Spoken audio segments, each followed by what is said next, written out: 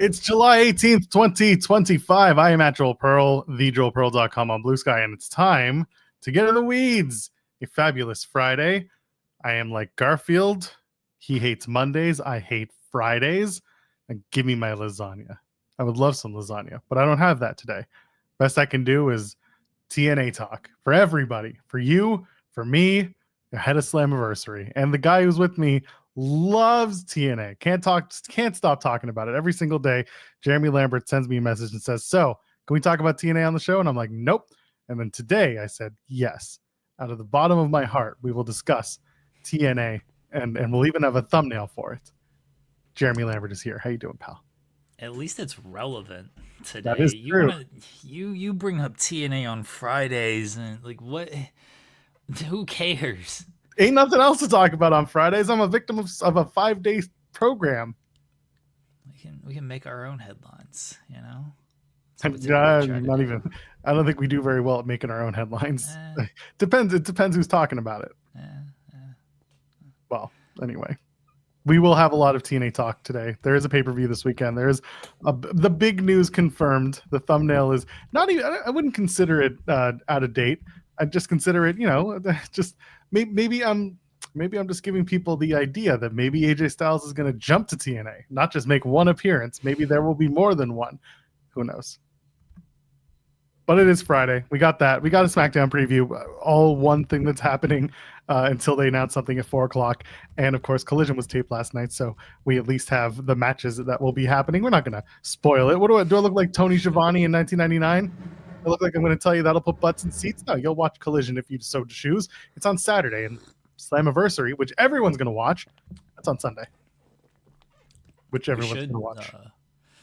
We should spoil all of Collision. I mean, we could. It's not like, listen, if I read people the matches without the results, y'all can probably figure out the results. Yeah. Like it's nothing's that surprising. It's just, and that's not a knock at AEW. It's just the way it's going to be. You'll look at the matches and you'll be like, yeah, no, this is it. Same thing happens in WWE. Same thing happens in TNA. That's television. They just put it out there, and that's what it is. So, well, we won't spoil Collision, but we'll let you spoil it for yourselves. How about that?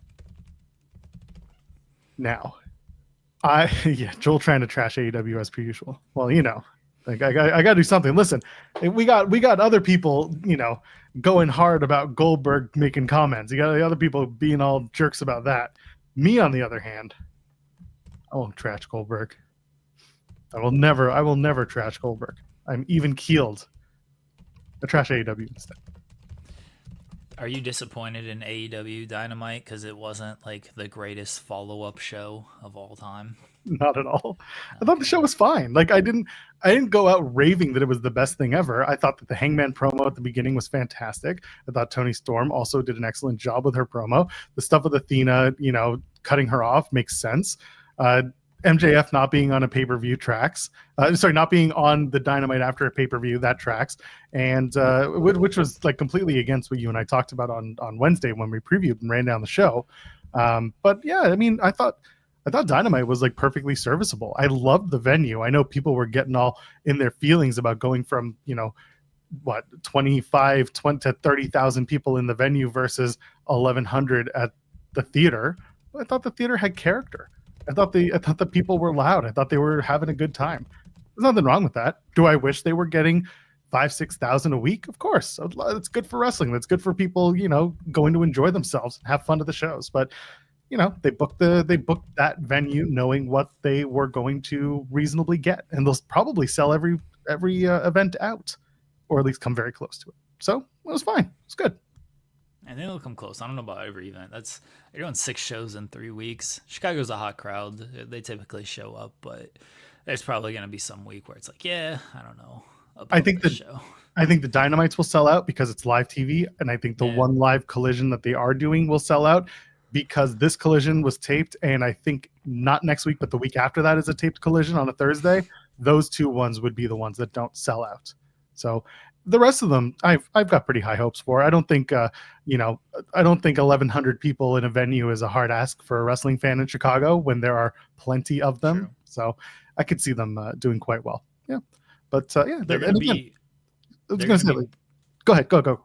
They're going to be 1 seat short and Darby Allin is going to be there to make sure it's sold out. I would laugh if they're just like, we've got 1,198 out of 1,199. We need one more seat, and then all of a sudden, like the lights go out, and there's a spotlight over the one seat, and Darby just strolls into frame, sits down, and it's like, we're sold out here in Chicago, and that's how they start the show. That's exactly how I do it. Build up anticipation for another sellout.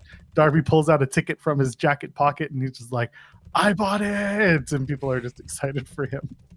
The next chapter of Darby Allin feels like it's going to be leading to that blood and guts match. Are they doing blood and guts? I think they are. I have a theory, not an Austin theory. He's too busy in the gym with Dominic Mysterio. I have a theory that if they're going to do it going into Forbidden Door or before Forbidden Door, they might do it on the August 6th episode of Dynamite, because they're actually in a big venue for that. They're at the Wolstein Center. So they have the space for it if they want to do the 2 rings. They haven't set up or announced for it, but they have it blocked off right now as like the typical like quarter of the arena style Dynamite setup. But you can get more if you want to sell out that particular venue, and it's reasonable too. That's the next time they're in an actual arena size space. So that's my one thing. I just don't know if they can accommodate the cages. That's my only concern. So I think that was part of why they picked the last 2 venues they did. Well, I mean, one was Daly's Place, but the other one was Nashville, having to go all the way to the Preds Arena. So that's a big arena. So before that, they did Detroit, right? That was the other blood and guts event. Yeah, that was Caesars Arena. That's another and that's basketball, a newer hockey arena. Yeah, so I don't know if Wolstein can actually accommodate the cages, but if they can, Wolstein. Yeah, it's a college arena. Maybe. Yeah, I've been to Wolstein. It ain't like super big. No, I don't know. It's just the next one that actually is in an arena setting for Dynamite. Yeah. That's the 6th in Cleveland, and then after that, they go to Cincinnati. Blood and guts, I'll be there. Yeah, exactly. And I could see you going for that, because after that, like, there's nothing on the books past Cincinnati when they do the Brady Center for Dynamite and Collision night after night in August. Yeah, everything, and then they come back after Forbidden Door, and that starts the Philadelphia residency. All right, yeah. I don't know if they should do it at the 2300 arena. That'd be fun. That would be the entire arena would take up that space. It would take up the cages. It'd be great. I think that would rule. I'd be fine with it. You know what? Sure. we got 20 people here at the 2300 arena for blood and guts, and they're all just the competitors in the match. But other than that, it's just empty arena blood and guts. Just like 2020. What's the difference? It's just like doing it at Daly's Place. But yeah, we'll see when Blood and Guts happens. If it happens, I know there's an idea that maybe it doesn't, but I think if they're going to do it right now, looking at the calendar, the Wolstein Center is the only possible arena, unless they suddenly bring a cage to Glasgow, which I don't think they're going to do going into Forbidden Door. They're at the Hydro though. Like, that is a giant. That's a big venue. arena. They could. That'd be wild. I mean, I'm sure they can get their hands on the cage. They're in a pretty busy area for wrestling. Maybe, who knows? Could be a place to do it. They should do it at the Hydro. That'd be good. They should just do it at Forbidden Door. Who cares? I mean, I'd be fine with it. It's the middle of the afternoon. I'll be watching. They should do it at Forbidden Door, because I don't know how much New Japan talent's going to be involved, and build towards a big match at Forbidden Door. Then you have a sign on the Blood and Guts cage that says Forbidden, and they can go through the door to enter the match.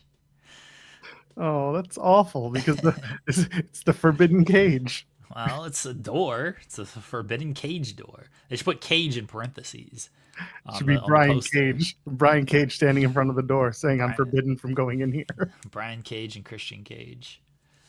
I mean, Edge is just going to come out. The Ledge and Cope is going to come out and tell him, you found yourself in front of a cage door. not good enough and send them to the back. I was right about that. I like to remind people that I was correct because my theory is that Edge. I mean that short's at like 19,000 right now. Obnoxious. I can't believe that. My theory is that he watched it and he's like, this guy makes a good point. I'm gonna steal his whole short bar for bar for my promo. You know, we know people watch this show. Sadly, what is it with you Americans talking about Canadians stealing your stuff? I got SP3 out here on yesterday's show. I was listening for a bit. But, Joel was listening to the ROH Supercard post show. Motherfucker, why would I be listening to the ROH Supercard? And he said I was in the live chat. Jeremy, when did Supercard end on that Friday?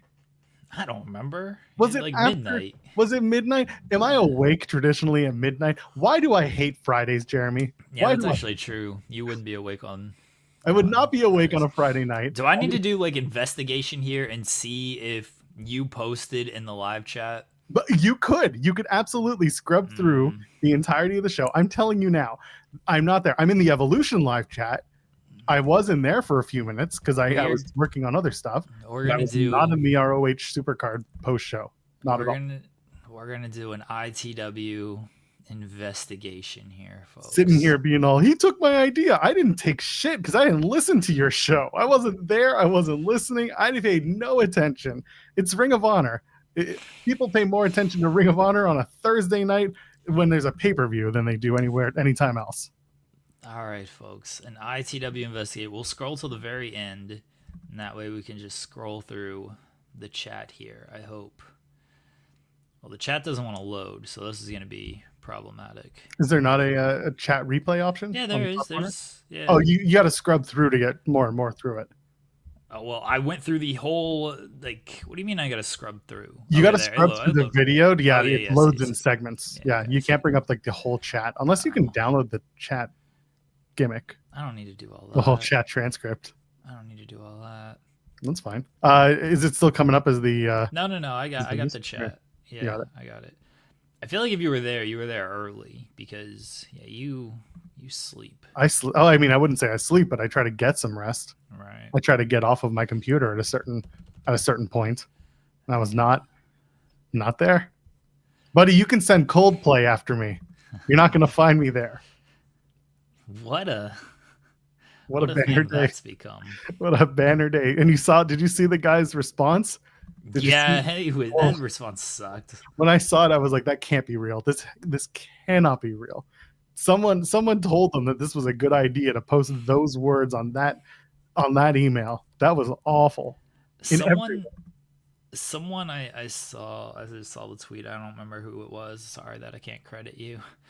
But they were just like, none of this happens if they just act normal. Yes. And he's like, he folded under the bright lights, and made this into a thing. I was like, yeah, probably. If they just act normal, no one reposts this. It's just like, okay, there's a couple enjoying a Coldplay concert. That's just an old white couple. Yeah, it's an old white couple having fun at a Coldplay concert, sharing a moment. And instead they were like, and that was it. That was over. Ken saying it's not real. Ken saying the apology wasn't real. I tend to believe Ken because the people I saw posting, I was like, this doesn't feel accurate or doesn't feel authentic. Oh, well, I don't think this guy is authentic, but I don't think the actual I don't think. Yeah. Okay. The company came out and said the response was fake. Thank you. I'm glad that that's the case because it was too on the nose of just fake. It was too good.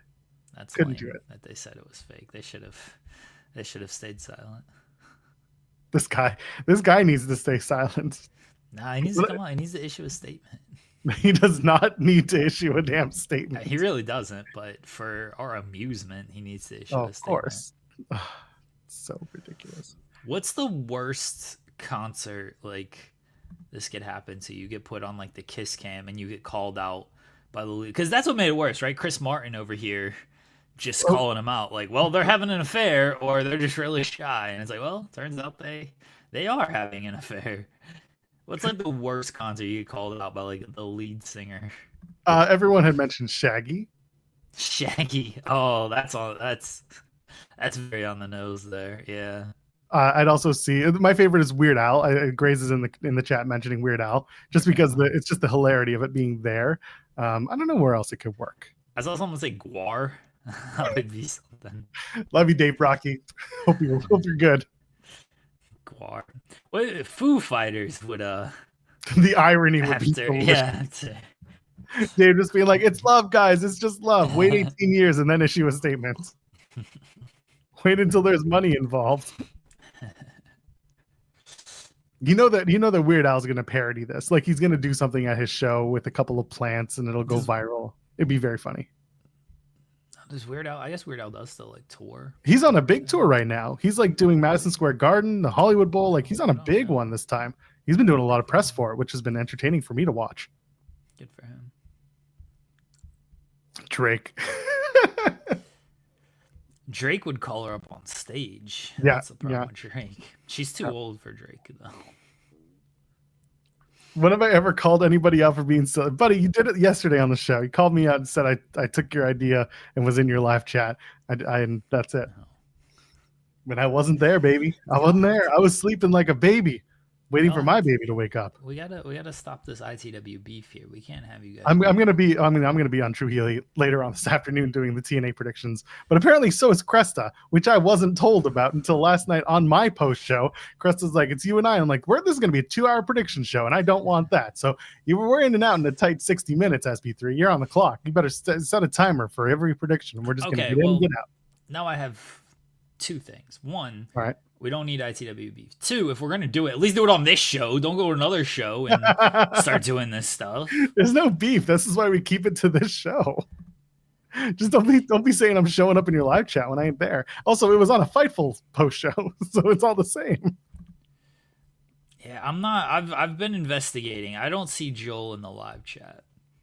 And by the way, my burners are not my burners. They have my name on them. They're just separate accounts that I own. And I'm not in those either. Why would you be on a burner for something like this? That's the other thing. Unless the only 2 accounts that I commonly chat under are my own, and then the Overbooked account if I'm doing something for Overbooked while watching another stream and I don't notice that it's trying to chat as Overbooked. I've fully scrubbed through the ROH post show and can confirm Joel did not send any type of message. I went in 3-minute increments, so I don't feel like I missed anything in that time.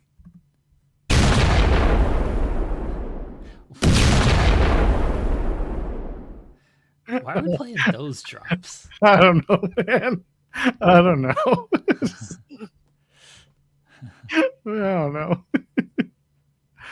Oh, there we go. We're looking for your reactions to this Sunday's TNA Slammiversary. Send us your videos after Sunday's historic event and use the hashtag TNA Reacts. I'm going to do this. We should do it, but it's just us sitting there being like, oh, cool. No. I'm you're gonna do the whole thing. Yeah, I'm gonna do a big over the top thing and see if I can make air. Just throw a garbage can out a window. Yeah, he's here. It's I'm gonna think what I can do on Sunday to think of something. I'm not even gonna record it during AJ Styles' entrance. It's just gonna be recorded earlier in the day, and we're gonna act like it was part of AJ's entrance. So I gotta look at the TV. I don't want the TV on there. I don't want the screen shown. It's just the reaction. So I gotta look at the screen. And then what if I have we gotta have some confetti poppers or something. We gotta have something stupid around here. We got so many kids. We gotta have something stupid around here to where I can glitter and streamers. Yeah. I have an AJ Styles shirt too. That's one of the rare wrestling shirts I have, so I can actually wear my AJ Styles shirt for this bit. All right, folks. You should get an AJ Styles slab cake.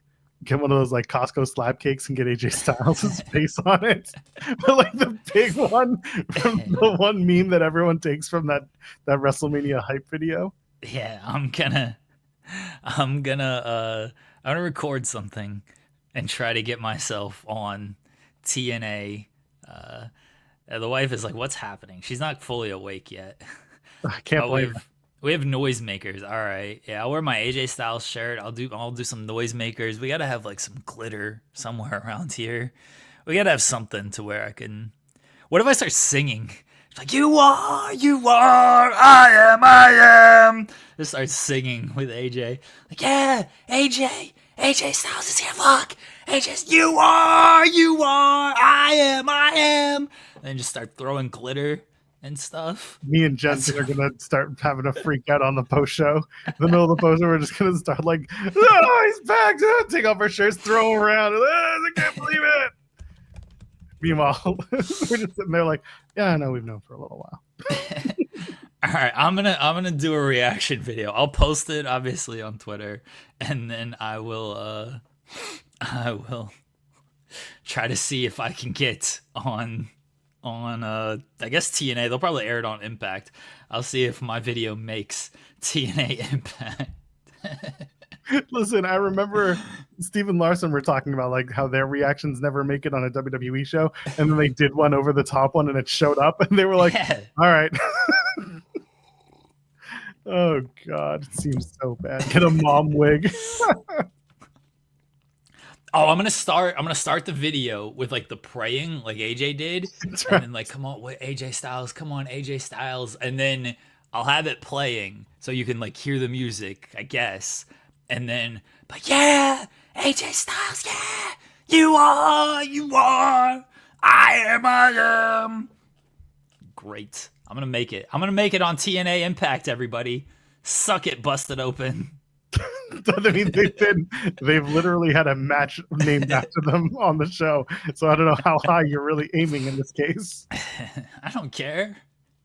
We'll be recent. Yeah, we'll be since the partnership. I feel I don't know. Maybe they have been too. I haven't paid enough attention to their shit. Who knows? As long as if it's WWE related, Busted Open's around there. One of the head bookers is on the damn show, so what do we care? Oh my God! So there you go. AJ Styles is officially announced for TNA Slammiversary.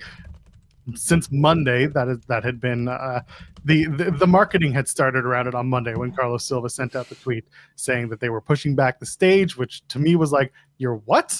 They're like, we're bringing in more seats and we're filling in the stage. I'm like, you haven't even sold 4,000 tickets yet, and this is an 18,000 seat arena. What do you mean you're pushing back the stage? And then the end of the tweet mentioned something phenomenal. I was like, oh, gotcha. Okay. So they're really putting their eggs in the AJ Styles basket, teasing throughout the week. Sean Ross Sapp in his interview flat out said first thing, "Hey, AJ Styles coming," and he was like, "It's going to be a phenomenal event," said Carlos Silva. And last night on TNA Impact, we saw the TNA box, which apparently they bring around from city to city since they brought back rules. The TNA name back in 2024. They just carry the box to every video. Like, we never know when we're going to need it. And then all of a sudden the box, it's like the Wheel of Doom on those Ryan Trahan videos I keep talking about. The Wheel of Doom went off because all of a sudden it started blinking lights and it opens up. And then out here is the AJ Styles gear, which apparently AJ Styles P1 gear is also something that's been sitting in that TNA box of memories, and someone dusted them off. But it was announced officially this morning by TNA that AJ Styles will be appearing at Slammiversary. As to what he does, well, rumors aplenty. So the gear makes it seem like it's a wrestling match, right? Yes. However, he could easily just show up in his gear and make the save for someone. So before the event, like during the teases and gonna be phenomenal, I just thought, okay, they've got to have AJ. You can't tease this hard and not have AJ. But what's he gonna do? A Hall of Fame induction? They'll announce that, and then he'll just show up. Like, that's what I thought beforehand. Last night was a little more blatant of dusting off the gear, showing some highlights. Is he gonna wrestle? And if he's gonna wrestle, who's he gonna wrestle? They're going to be wrestling us because we forgot to mention leave a thumbs up on the damn video. Because we're wrestling with ourselves here. Thumbs up on the video. The pyro's out for AJ Styles. Let's get that going. No, do they have it in the budget? No. Is it in the budget? It's not in the budget. They blew it all on the box. Blew it all on the stupid box. Then it was an AI generated box. Where are you? Come on. Smile, Jeremy. It brings out the I don't fire. want to smile. If you smile more, things will happen. AJ, come on, AJ. You is are, I am. There we go. It's the fact that did it. Oh, and don't need a super chat for Jeremy's lovely voice and whatever else you want. We'll talk about it on the air. We don't talk about Goldberg anymore. We can talk about AJ Styles and other stuff. So go ahead, super chat. It helps us out. Helps out the channel. Helps us tell your story. So go ahead, get us in there, and subscribe if you haven't already subscribed to the channel. So AJ Styles, the gear was shown. The Hall of Fame induction seems likely. That at least guarantees him another appearance at Bound for Glory. The other thing is Bound for Glory has the Hall of Fame inductions at Bound for Glory have traditionally been on the pre-show. You think Styles cares if that's the case, or would he hope that there's a little bit more gravitas put into his induction into the TNA Hall of Fame? Say that again. Do you think that if AJ Styles is in fact inducted into the Hall of Fame and they do it at Bound for Glory, which is traditionally where they do it, but they do it on the countdown, you think Styles cares if he's going to be featured on the free show or if he's going to be on the pay-per-view, or does he want maybe a standalone show? Is he the type of person who would expect more? I mean, he should, if we're being honest. I don't think I get why they do the Hall of Fame on the pre-show for Bound for Glory. I don't know when else they're going to do it, is the thing. They're not going to hold a whole ceremony the night before or anything. It kind of makes sense on the pre-show. I guess pre-show you at least you don't have unlimited time, but all right, we have a hard out at 8 because our pay-per-view starts at 8, so you can give them as much time as possible on the pre-show. The fans are already obviously there. It makes sense to do it on the pre-show. I do think just doing a pre-show Hall of Fame is kind of but I also don't love the idea of doing a standalone Hall of Fame, because I don't think that draws all that well, and depending on the time that you do it, how many people are gonna show up, how much time are you gonna give them. I think that if AJ, let's say AJ is in the Hall of Fame, it would probably be better served if you just put that as part of Bound for Glory. You tell AJ, because his career's not over either. So, and I don't think he's going in the Hall of Fame, by the way, because he's said that he wants his career to be over. So I think this conversation is just a conversation we're having right now. I don't think it is a Hall of Fame induction for AJ this year. But hypothetically, let's say it was.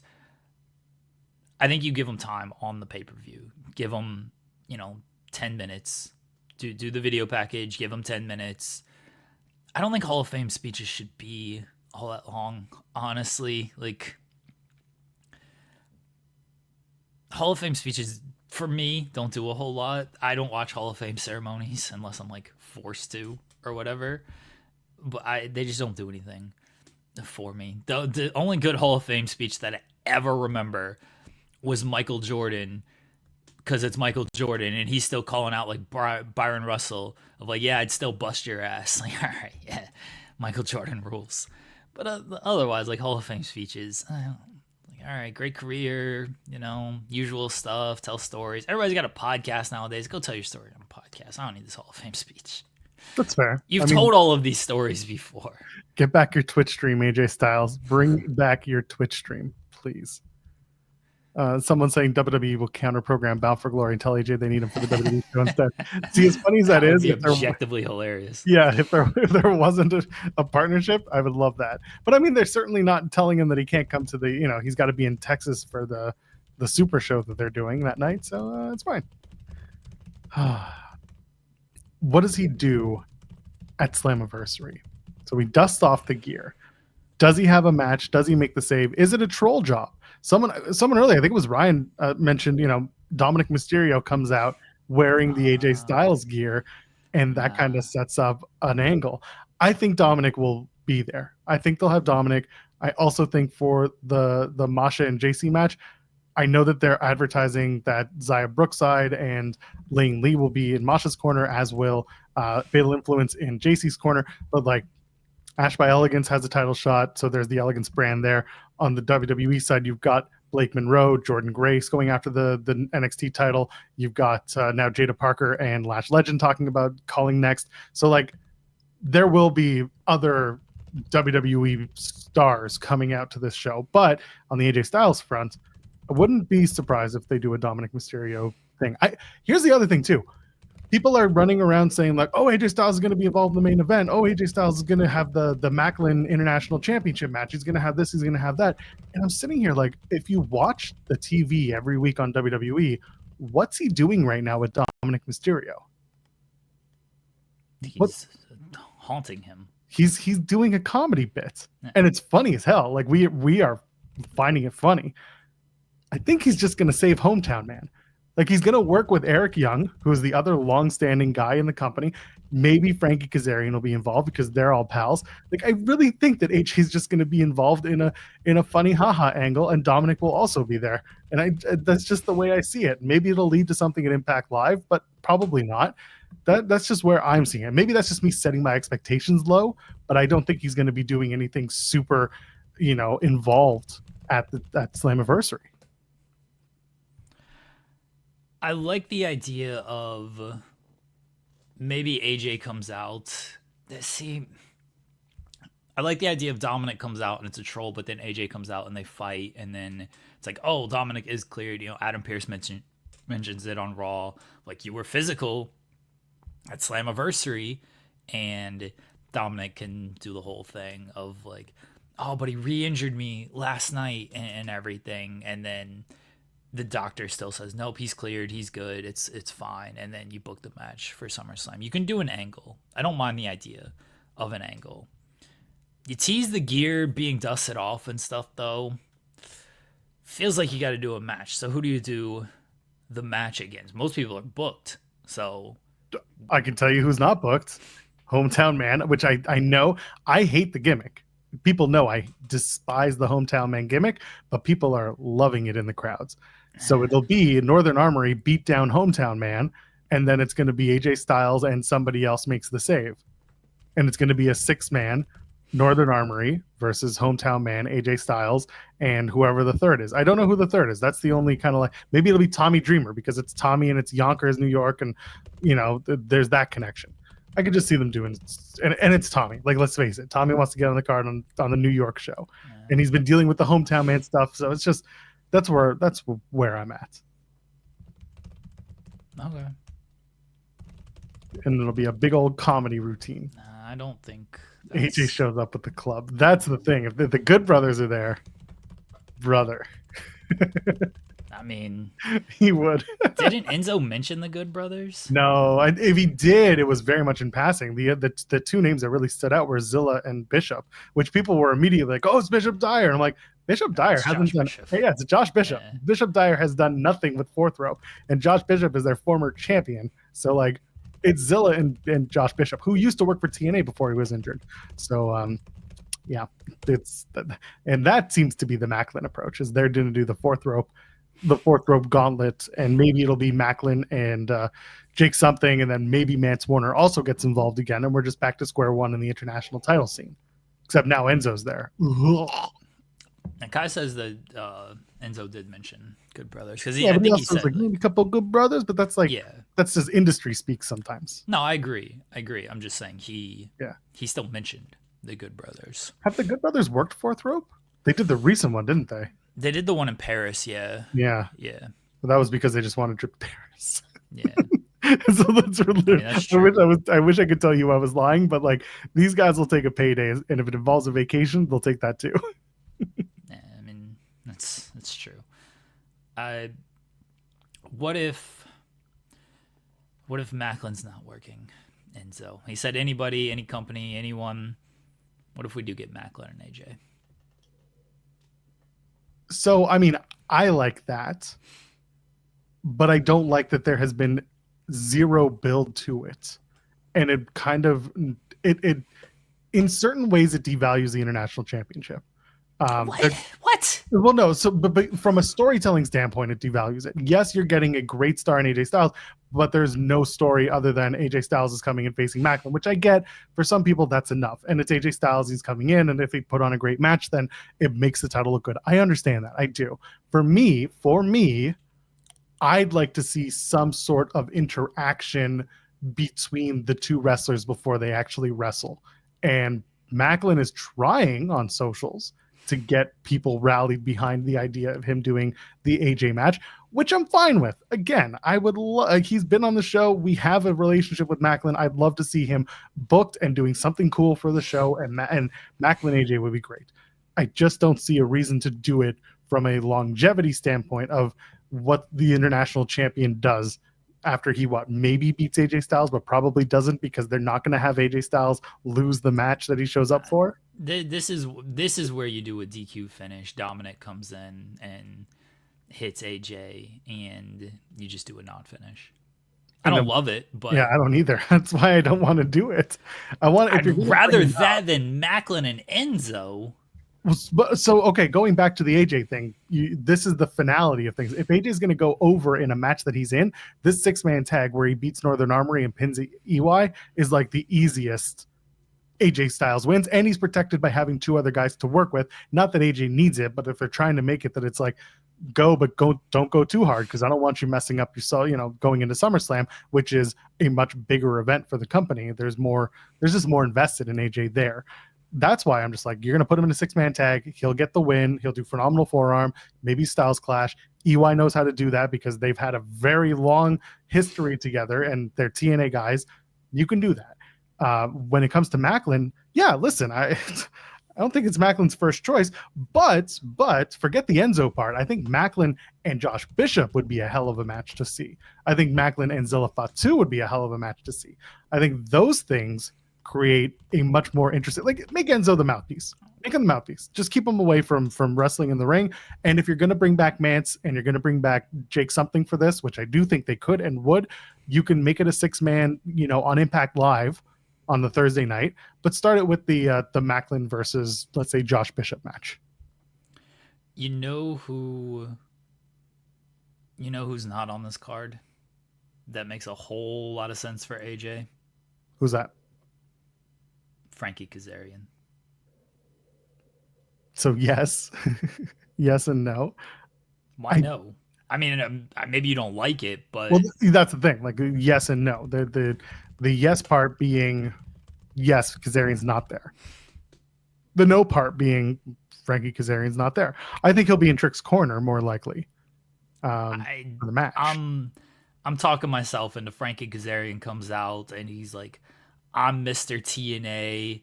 I've been here since the beginning, blah, blah, blah. He does his whole shtick. And then we get AJ. Oh, you think Kazarian and AJ?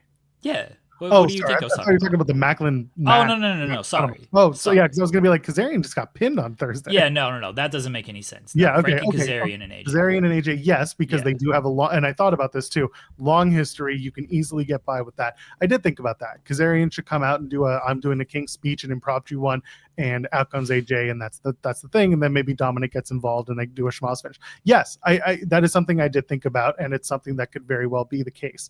I do think it's better for TNA for using AJ Styles to focus on his history and his past than, say, go after a title.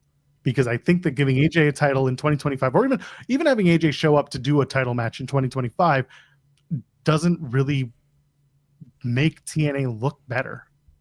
They have all this young talent that they're trying to push and trying to make bigger. And yes, there's the argument that, that most of them are going to go to WWE anyway. But while you have them, you can build them, and doing that with, AJ Styles going for the TNA World Title, I don't think it really does much for anybody. I've talked myself into the Frankie Kazarian bit. I think that's what it's going to be. I think that makes the most sense as far as history with AJ, someone who his gimmick, he's a heel, so you can easily get the gimmick over. Eric Young, you mentioned Eric Young. That's another one that makes some sense as well. Maybe it's a triple threat match. Maybe Maybe Kazarian comes out and he's like, I'm Mr. TNA. And Eric Young comes out and he's like, no, dork, I am. And then, you are, I am. We get AJ Styles. If AJ Francis wasn't in that tag team ladder match, AJ they were setting that up, yeah. It should be AJ Francis teasing AJ Styles by bringing out AJ Swoggle, and then the 3 AJs in the ring just having the points, just having the Spider-Man meme. That's what I would have done. But I hope they do. Not that. I hope they do a callback to Christian's appearance, and like Frankie Kazerian is over here just talking, and then we go to the back and we just see Boots walking. Is it him? Could it be? Is he really here? And then we get AJ Styles coming out to the ring. That's what we need. That's it. But yeah, the 6-man and then the Kazarian singles match. Those are the two that I absolutely see as the AJ Styles possibility. Someone in the chat saying he shakes Leon Slater's hand after Slater wins the X Division title. If they didn't do the gear, I could absolutely see that being another rub for Leon Slater. The other thing that I had put up, and again, this goes against everything that I just mentioned about the titles and AJ going for a title, was Moose retains, which I think is an awful idea, by the way. If Moose retains, AJ Styles goes up to him and says, I'm not letting you become the longest reigning X Division champion. I'm going to beat you next. But the problem is then you have to have AJ Styles at 50 years old beating Moose for the X Division title, which was like the young guy's title. And that, I think the optics on that are completely lost. So I wouldn't go that far. I'd rather he shake the new X Division champion's hand if you're going to go that route. But again, for matches, if that's the case, the two that we just threw out were the most likely scenarios. Yeah. I think Kazarian, I've talked myself into that. That's where I'm setting my bar. If it's Macklin, that's great. I'd be very happy for Macklin. I'm setting my bar at Kazarian, which is a good match and a lot of history. I mean, Frankie Kazarian in the title picture in 2025, I have no interest in Frankie Kazarian doing a one-off match against AJ Styles in 2025. All right, I'm for that. Yeah, that could be a lot of fun too, because again, you play off the history. You know, the two guys can go. No one's arguing that in 2025 Frankie Kazarian can't wrestle. He's very good at it. I just think that him going after title after title after title match is getting quite stale. So let him lose. Let him have a match against AJ. Let him lose, or let him win by having Dominic Mysterio get involved, and then you get a little extra value added for showing up to the show and watching it. Yeah. Then Jensen and I will be talking about the show afterwards over on Fightful. Cresta's going to be at Slammiversary. She might try to call in after the show, but for now, it's going to be myself and Steven Jensen running down the card and doing a tight 60 on you. I look forward to you trying to corral Jensen into a 60-minute show. Normally when we do, I understand that you and Jensen do this weekly. How long was the spotlight last night, by the way? It was a little over 2, but we had QT. By the way, check out that interview we did with QT yes. Marshall. I got to cut that and probably post that on its own today. We had QT Marshall on for about 20 minutes, so that's why it was a little bit longer. We usually try to keep it at 2 hours because 2 hours I feel is a good length there. We don't need to really go over that. Yeah, it was 2:21. Again, QT Marshall was about 20 minutes, so we kept it at 2 hours. All right. The point I was trying to make was with Jensen, whenever we do these TNA post shows, the 3 of us will take it about an hour and 30. We'll do 90, which when you get a 3-person panel, everyone gets their stuff in. We don't go too far, and that's it. So I think I'm pretty good at corralling Jensen when I need to. If I can get him a tight 60, I will. If the show's really good, then we'll do it. Plus, it's a Sunday. He's got to work in the morning, so he and I will both have an excuse. Yeah, true. All right, well. Yeah, you probably get it in 60. Let's go. As long as the show doesn't end at like a stupid late hour. It's gonna go till midnight. Don't they typically go till midnight? 11:30, 11:45. Yeah, they'll push this to midnight. Awful. That's especially on a Sunday. Like I say, I don't care how long your show is. Just start it at a decent hour. I don't care if they do a 4-hour show, but then start it at 7:00 and be over by 11. They're starting at 7. The problem is that's are they? Pre-show. No, that's their pre-show. Oh yeah, that doesn't count. The pay-per-view starting at 8. Yeah, it's gonna be a 4-hour show. Yeah, it's going till midnight. Woof. Yeah. You want to see how much flights are for me to fly to New York for the night? I mean, if you want to, go for it. They were $250 last week. if they have a press conference, I'm gonna. They don't do those. No, They I know, don't. but Ryan's just saying they're gonna randomly have a post-show press conference. If they do that, I'm gonna personally fly to New York and find Carlos Silva and finger wag him. Like, Just at least you're gonna finger wag him. yeah. I'm glad you finished that.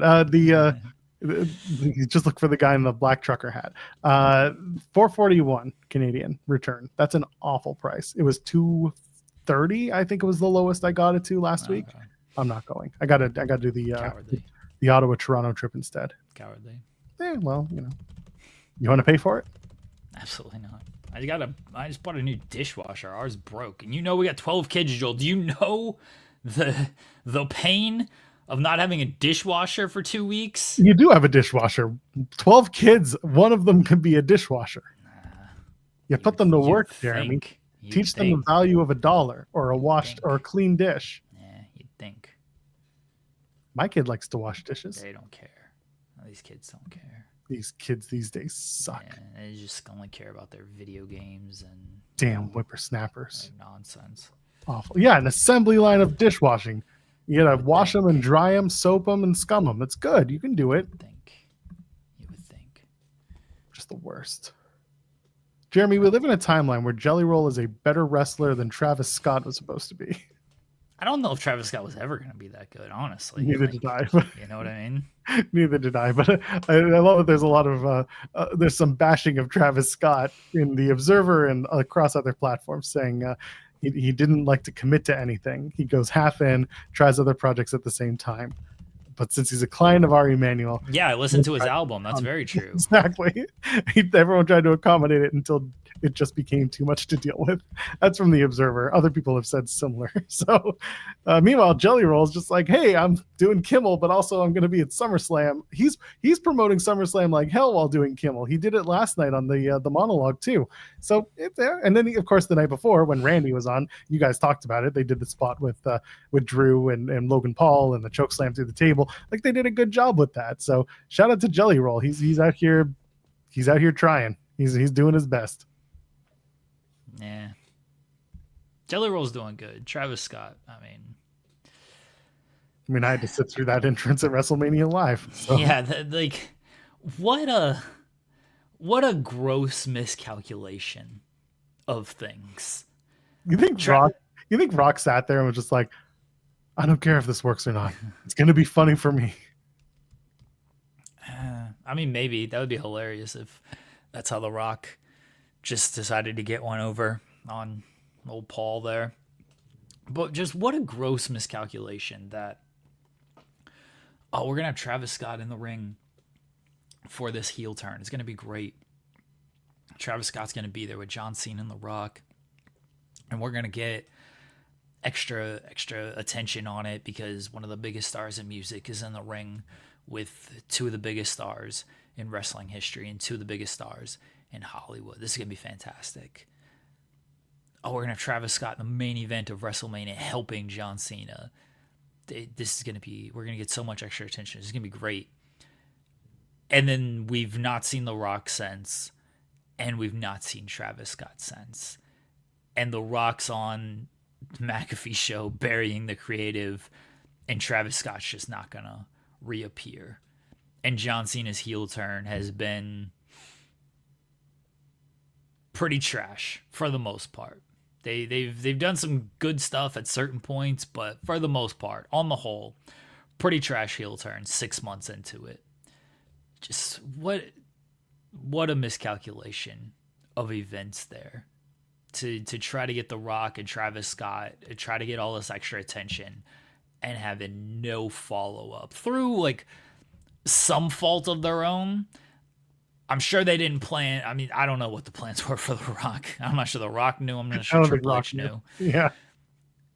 But I'm sure they didn't plan for Travis Scott to half-ass things. I didn't. They probably thought like, oh, Travis Scott, he's all in with this. Triple H certainly did. He's like, look, he was like kid in a candy store. He was so hyped up. He's gonna wrestle. He's gonna get a ring and blah blah blah blah blah. And like, nah, he just didn't care. Just a terrible miscalculation of things. Very funny to watch it all.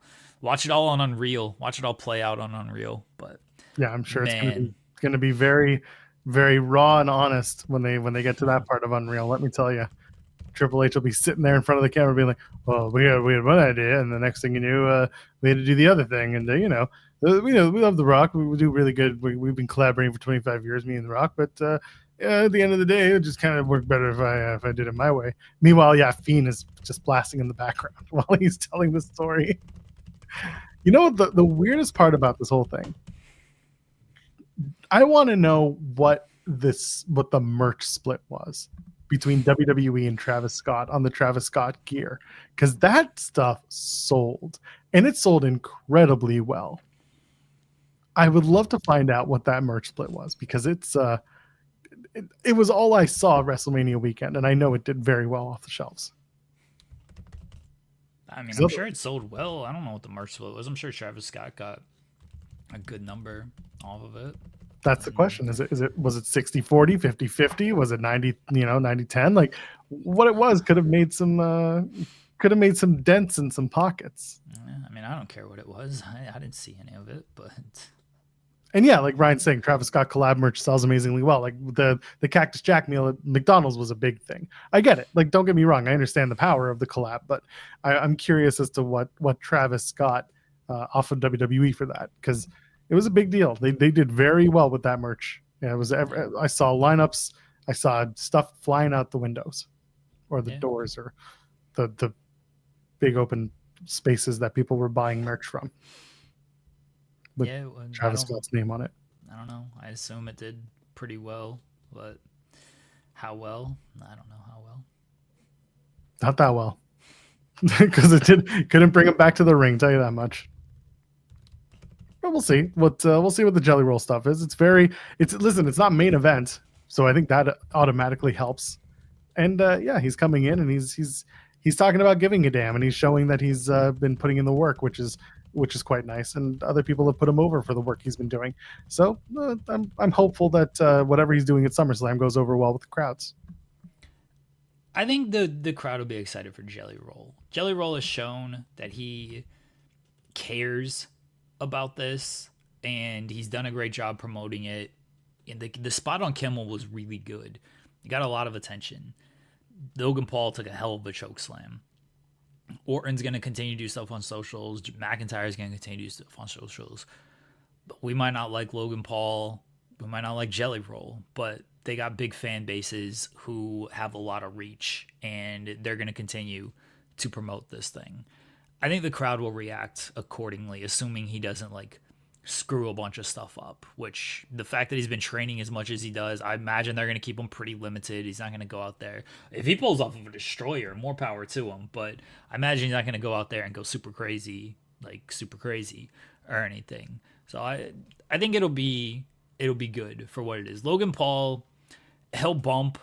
McIntyre will take a couple of bumps. I wouldn't do too much to McIntyre because he's still a big dude. Jelly Roll's a big dude too. I wouldn't do too much to McIntyre, but I think he can bump around Logan Paul really easily. Ken, I am absolutely into the idea of the Jelly Rolling Thunder, and I hope RVD puts it over when he does it. That's it. Labglass saying Joel's brain needs to be studied for science reasons. You don't want to know what's in here. It's nothing good. It just exists. The Jelly 450. That's what I want to see. I want to see Jelly 450 where he just goes. Yeah, hashtag Jelly Snake. That's it.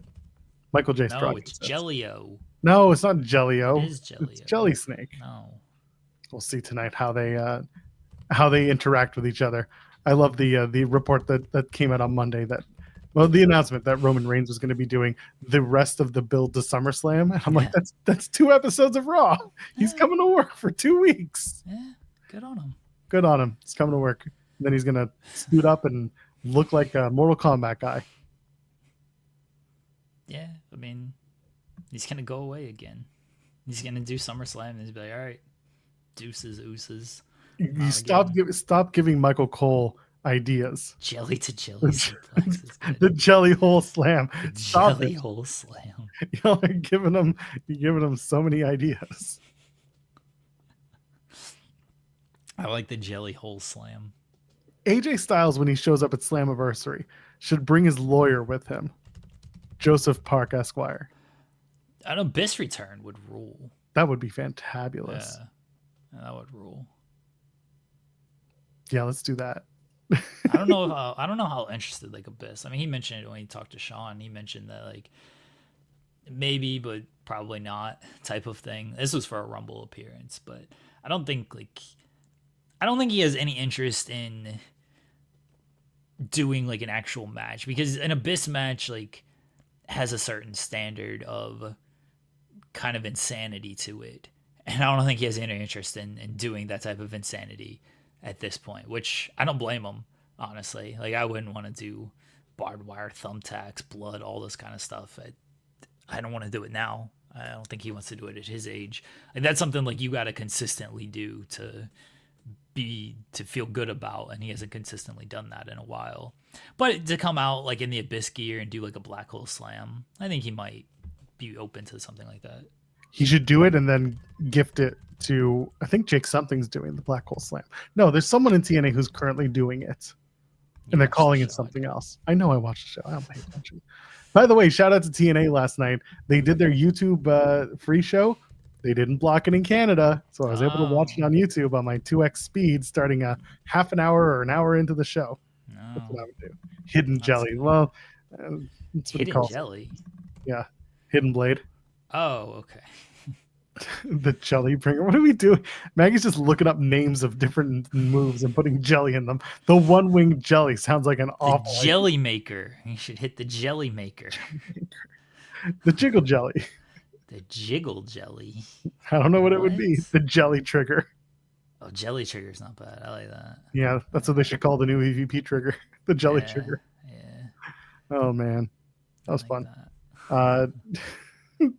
Wait, are we still in some TNA talk, or are we moving around? I think we're just everywhere today. Yeah, we don't have a plan for today. We never have a plan. What are you talking about? That's true. Sometimes we do. Yeah, you guys broke me. I'm sorry, folks. I'm done. The jelly call. It's the house call, but it's jelly. Oh, the house call. The JML driver, but it's the jelly ML. Yeah. Oh, the big in jelly, the big in Japan, but it's the jelly. The jelly buster. The jelly buster. Yeah. That could be a number of things. That could be muscle buster. That could be. It's a belly buster. Be Bella Buster. That could be Bronco Buster. You just call everything the Jelly Buster. The Jelly Drive. He's gonna do that move. The Jelly Slam is just gonna be a choke slam. The Jelly Driller instead of the J Driller. The man, stop giving the man ideas. He's gonna want to learn these things. Last jelly. Give him all ideas. He's gonna get Taker to teach him the last ride, and he's gonna call it the last jelly. He might actually do that move. It would not surprise me. I think we're gonna see a power bomb. Power bomb, yeah. They call it the jelly bomb. Yeah, I mean, I don't know if they'll go that far, but yeah, I think we're gonna see a power bomb, because that's a pretty basic move, all things considered. I mean, I'm not saying I can do it or anything, but like, I feel like that's something where, the opponent goes up. You just gotta make sure you toss him down really well. He's working with Undertaker. That's a move that I feel like you can learn pretty well with enough training. And Logan Paul would probably take that pretty easily. So yeah, I think we're gonna get a power bomb here. Yeah, I agree. The jelly 4-leg lock. You people are awful. The jelly hammer is very funny. The people's jelly. Stop it. Okay, we're moving on. Ken Bruno said people's jelly. That would be great. The people's jelly is a lawsuit waiting to happen. Ken Bruno sent a super chat saying, in non-jelly roll related news, thank you. Mike Santana's promo from last night's TNA was great. Good use of a voicemail from Mike's dad. Got me in the feels.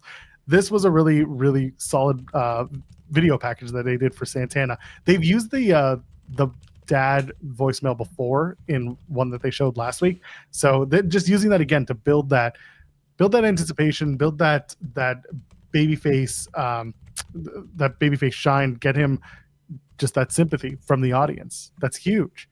The problem is there's a lot of talk about Santana not winning that title on Sunday, and it's getting me real nervous, pal. They can't do Santana losing.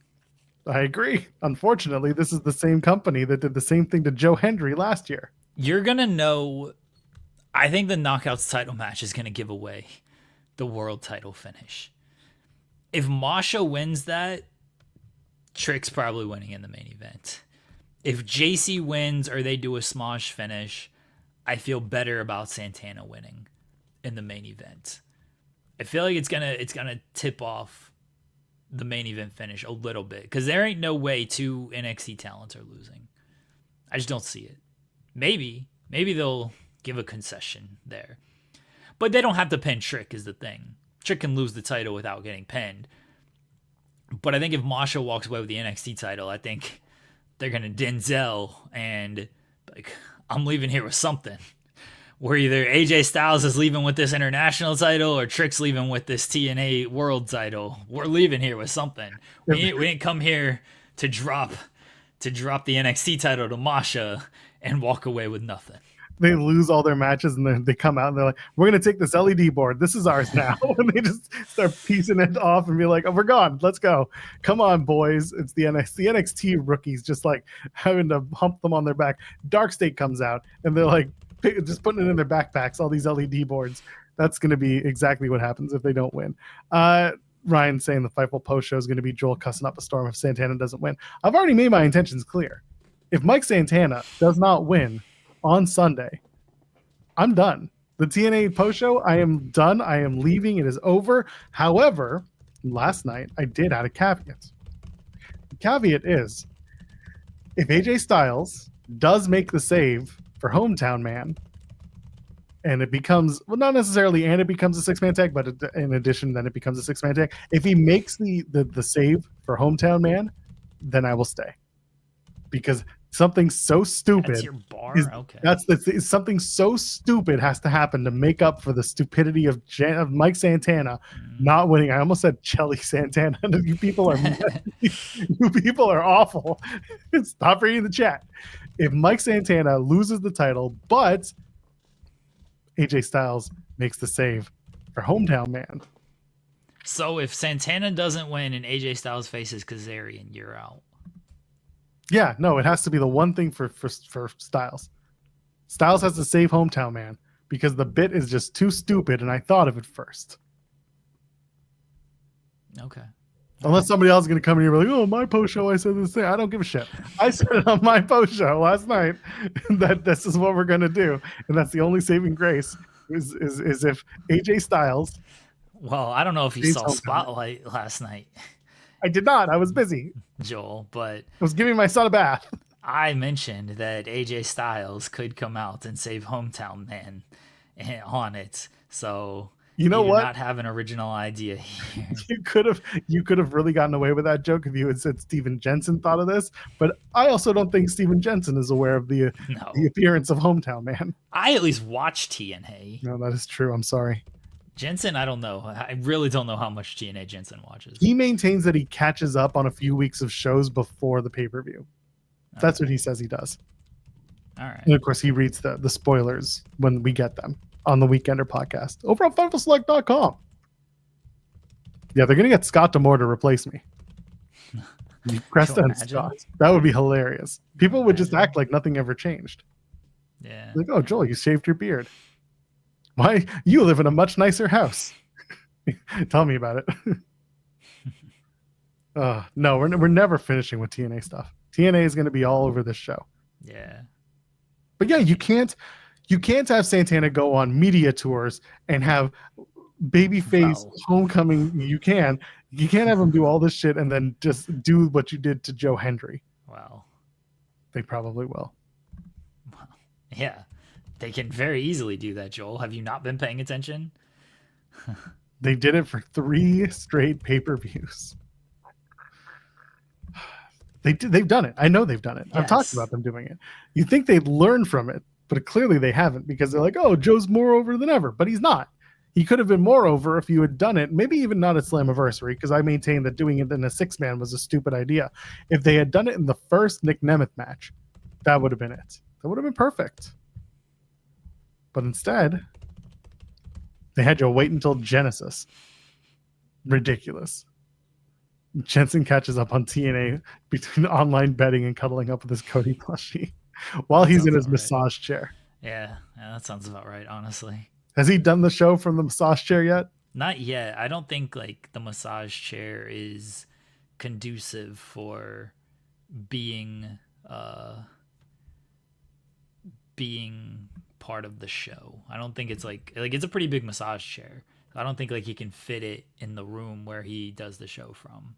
I think, well, you'll know for sure he's using it for recording when one week you listen to The Weekender and the whole background, all you hear is. Well, that's not the massage chair.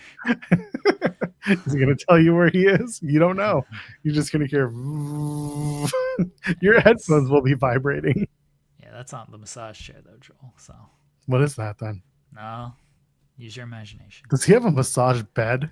Yeah, he might, honestly. We got to ask Steven Jensen, do you have a That's massage his bed? That's his next big purchase, a massage bed. Yeah. Y'all, are you guys trying to get your XP points up? Is that what we're doing? The jelly stuff? I mean, let him go. Is it working? I don't know. I have the other chat. Yeah, I don't know if it's working or not. Steven Jelly. Steven Jelly. Steven Jelly Roll. Isn't that Jelly Roll's legal name? Steven Jelly Roll? I don't know what his legal name is. I don't know. Let's look it up real quick. Someone else is going to get there before I do, I'm sure. Nah, we're on a delay with the chat, so. Not that much, though. Yeah. Jelly Roll is Jason Bradley DeFord. Okay. Seems bad. Sure. He's 40. He'll be 41 in December. He's a man. He's 40. He's a man. He's the youngest person in this match. I mean, Logan Paul's younger, but Logan's my age, isn't he? I don't know how old Logan is. Oh, I feel like Logan's in like his late 20s, early 30s. Yeah, he's 30. He's 30. Yeah. April 1st, 95. Of course, this Joker was born on April Fool's Day. Yuck, yuck, yuck, yuck, yuck, yuck, yuck. All right, well, he's the second youngest man in this match. We are the jelly movement. The jelly movement is what happens after you eat too much Chinese food at the bar. The movement's all jelly. The chat's rebelled. I'm not jealous of Jelly Roll, although I do. I am envious. I am envious of his weight loss. He's done a lot of that. I do give him all that. Let that man live. I'm not jealous. I like what he's doing. I thought his appearances on Kimmel were funny. Okay. You need a peanut butter and jealousy sandwich over here, Joel? It's peanut butter jelly time. We're not doing that. Peanut butter jelly. Peanut butter jelly, and a baseball bat. Sorry. Oh. Can we talk about the four-way women's $400,000 match or $100,000 match? Sure. I really only have one thing to say about it. What should have given it away that Tekla was going to win was when every other woman in the match sent something on socials about what they were going to do with the money, and Tekla said, fuck off. She said nothing. That was the moment where I was just like, good for her. She's keeping the money for herself. Here's what I really want to do. Women's Trios Championships. How much money has Tony Khan given away in these matches? I've thought about this because on Collision they're doing a $200,000 tag team match. Yes. So that's $100 each. So let's see how much money Tony Khan has given away. All right. I feel like we can how can I like search this to make this easier? I think maybe if you go to Cage Match. Yeah, I got it. Yeah. You're doing it? Okay. Can I just search for dollar signs? Yeah, they have a way. It's going to be a little bit more difficult than I would like, but whatever, it's fine. All right, Joel. So we have two. You got to keep tabs of this. Okay, hold on. Let me write this down on my notepad. Okay. Go ahead. 200,000 for the 4-way this weekend. Yeah. Okay. 100,000. That was this past week. That was that match. Okay. Yep. 100,000. That was the 4-way Collision in March that Sammy Guevara won. What about the pesos? Hold on, I'm not there yet. That was March. The pesos was recent. Okay, hold on. 4 million pesos. So that was 100. I think they said it was 111,000. I don't know. Use a converter. All right, 4 million Mexican pesos to USD. All right. Well, apparently today it's 213. So. All right, that's what 212 is what Henry said. So we'll go with Henry. He's the AEW stan. Okay. You caught up? You got the 100,000 that Sammy Guevara won? Yeah, I got that. Okay. 400,000 for 8-man tag. Right. 100,000 that Brian Cage won. These people aren't winning more than 100,000 in these cases. Well, that's except for that one, except for the 4 million pesos. Yeah. All right. So that's where it's so far. Is that it, or are there more of these? No, I'm looking. Okay, you're looking. Okay. Yeah, they haven't done any more pesos. Did they? I don't think they did. Like a whatever the British call their money. Pounds. Yeah, they didn't. No one was taken to Pound Town. Yeah, they didn't do a pounds match. I'm sure they will when they go to Glasgow. They'll do a Euros match with Europeans. They did a 50K 0 hour thing. Oh, did we count ROH in this? Yeah, they did, because it was the one that was it the one that AR Fox won? Oh, are we counting? Yeah, I mean, we kind of got to count ROH. All right. Poundland exists. You bet it does. That's all I see. I feel like Cage Match didn't start keeping track of this until Tony made it like a consistent thing. Yeah. Is there a way that we can search the Tony Khan money? What was the 50K? What was the 50K that AR Fox won? Wasn't that was this like the last pay-per-view? That was at Supercard. Oh yeah, ROH Supercard. Yeah. Oh, okay. Well, I was looking at AEW results, so that's probably why I didn't see the ROH results. Okay. All right. 50K for. Oh yeah, they did the Christmas one. The Three Kings match. Okay. What was that? Chat saying 300,000. Who was in that, folks? That was the trios one. So I guess AR Fox and Top Flight were in that one. Oh, okay. Let's see if Cage Match noted that. Now I'm just, investigating what Cage Match is noting and not noting. When was it? I assume around Christmas. Yeah, this was Christmas. I think it was this past. Oh yeah, there it is. Yeah. No, this was 2022. Oh, was it? Jesus, yeah. That was a while ago. Yeah. They did a battle royal as well. Redmond Survivor things. That was the Top Flight. No, that was this one. That was all right. So 300,000 for Top Flight. All right. Anybody remember anything else? Are we missing anything, chat? Now's the time. Speak now, forever hold your peace. I'm gonna bring out the calculator. We got 200, 100, 100, 212, 400, 100, 300, and 50. $1,462,000. 1.4 million. Tony Khan is just given away in matches, and it's never more than, except for the 212,000 peso, it's never more than $100,000 per person. And then AR Fox gets 50 grand. We have calculated that Tony Khan has. Oh, there was the Osprey and Co. Oh. Yeah, we did that one. That was the 8-man. We did that. That was the 400,000. 400. Okay, good. Yeah, that was the 400,000 match. Good. Yeah. Okay. Yeah, we did that one. Okay. All right. So we've calculated that Tony Khan has given away 1.4 million in match victories over, really since 2022, in match victories on AEW/ROH TV. He could have used that money to pay Jack Harlow for the rights. Use that as like the next tweet. Use it as the subtweet. No, it's gonna be in the same tweet. Hey, Jack Harlow for the right to love it on me. People are gonna get so stupid in this replies. They're gonna be like, you realize that it's not real money, right? I don't realize that. I would not be shocked if Tony Khan is actually giving away this money. Paying them in dollar bills. It gives them bricks of money. Here you go. This is too much, Tony. Nope, that's the right amount. I counted it myself. He could have easily given this money away. Tony's like, yeah, 100,000 here, 100,000 there, whatever. Who cares?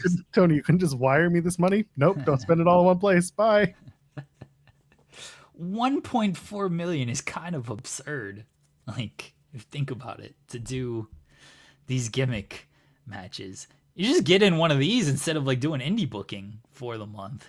Well, this is why these wrestlers aren't taking indie bookings in AEW. True. Talk to Rachel Ellering. She was right. It has nothing to do with the safety. They're just waiting for a moment when Tony's like, $100,000. Who wants it? Dance, monkey, dance. Fair. He could have paid Jack Harlow that money though. Honestly. By the way, great idea. There should be a resource page on Fightful about this. Taking a running tally of these. This is actually very good, and now I'm gonna have to do this. The problem is our resources pages got fucked up in the really migration. Yeah. They got completely screwed over. It's amazing how we do the math. Oh, we do the math on our shows. I'm surprised you didn't tag Tony Khan in this one. No. I'm just gonna, let that one sit. He sees tweets that are not tagged at him, so I'm gonna. Don't worry, Ryan Lambert. Oh, Ryan did. Okay, he cared to comment on this. Tony, you have the link to the show. Yes, Tony does have the link. You can join us at any time. All you got to do is pop in and talk about it. We're giving you access to Tony's Garden every single day, Monday to Friday, 10 a.m. to noon. All you got to do is show up, pal. You got access to your garden. This is all we want to. This is all we want to talk to Tony about. I don't care to ask him real questions that he's not going to give me an answer to. I ask him, you're spending a whole lot of money on these matches. Why isn't this money going to Jack Harlow? I feel like Jack Harlow needs this money.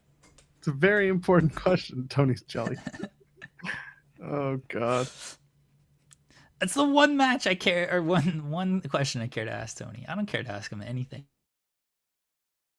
Tony, where do you keep the money afterwards? Where does the money go? If nobody wins, who gets the money? Say that again. I froze. I was gonna say, Tony, if nobody wins, who gets the money? Do you think he just splits it up among the losers? That's a good question, actually. We should. Is there DQs in these matches? I have to assume there would be. I mean, I would assume there could be.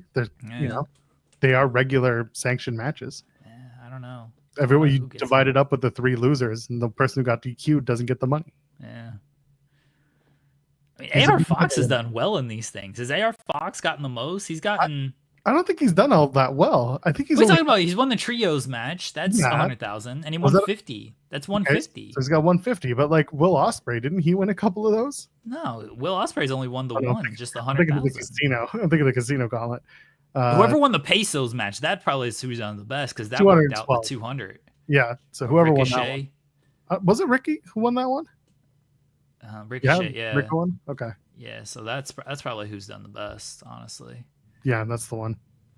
4-ways or no DQ in WWE. I don't know how AEW works. They just everybody makes up their own rules. It doesn't really matter. They can say it's no DQ, and people are like, yeah, sure. Gauntlets are no DQ. So why? Who cares now? Yeah. Hologram. Hologram. All right. Hologram one. Yeah, I was gonna say Ricochet was he wanted to win. I mean, they all want to win, but yeah, hologram. And so has Hologram done the best then? Hologram has done the best out of everyone from a financial standpoint. All those they should do something with Hologram instead of just, hey, here's Hologram. He's gonna probably win. They gave him 4 million pesos, Jeremy. What else do you want? This is the longest who cares win streak ever. That's pretty far for the course with this company. Let's be honest here. That dude's been undefeated for well over a year, and he's had one pay-per-view match, actual pay-per-view. This is a good question. What happens first, Jack Harlow on ITW or TK? TK has the link. Jack Harlow does not yet. I mean, I can send that to Jack Harlow. I don't know if Jack Harlow is a wrestling fan. Can you imagine if we got Jack Harlow on this show? I'll send a message to his manager. Hey, is Jack Harlow a wrestling fan? Is he aware? Is he aware of this supercut using one of his songs? Yeah. Is he aware of this karaoke being done by this particular wrestler to one of his songs? I feel like Jack Harlow would be a whole lot tougher to get than Tony. I'm sure Jack has some downtime in the studio once in a while. I don't want it's not like we want a long interview with Jack Harlow or anything, but he's a Survivor fan. Okay. Did you see? I posted this in our chat, in our group chat. Chauclair. Remember we talked about Chauclair on the show, the 90s hip hop artist from Canada, and I had tweeted, "Hey Chauclair, are you going to be at WrestleMania in Vegas?" And I never heard back. Turns out he did reply, and because Twitter is such a baked ass app. I never saw it until I was just going through some tweets yesterday, and I saw that Choclair actually replied to that same tweet being like, "No, I won't, but I'd love to be on the show." And I was like, "Son of a bitch, Choclair wants to do our show." We can get him on the show now. We can talk wrestling with Choclair, probably going into either SummerSlam or Clash in Paris. There's no more. WWE's not doing any more like big Canadian shows. They're doing Raw in Montreal, but other than that, I guess SmackDown in Quebec City. But like in terms of Canadian big events, nothing else is on the docket for the year. So yeah, we can probably get Choclair on the show and talk about wrestling, and I'm sure you'd love to talk to him about rap and hip hop. So that's a conversation. It's a year deal here. Like, I will reach out to Choclair. I don't know if he's an AEW fan, Grays. I just see him posting a lot about WWE, and if he is an AEW, maybe I'll ask him if he wants to come to Toronto for because I think he lives in Vancouver. But I will ask if he's going to come in for All Out, because if he's going to come in for All Out, then maybe the conversation would be nice for that. Because he's a wrestling fan, so he could be a fun chat. Yeah. I'm so surprised. I'm just like, you did reply, you son of a bitch. Jack Harlow. Oh, Jack Harlow. Weed. I love weed. I love weed. I'll get into anything with weed. Yeah.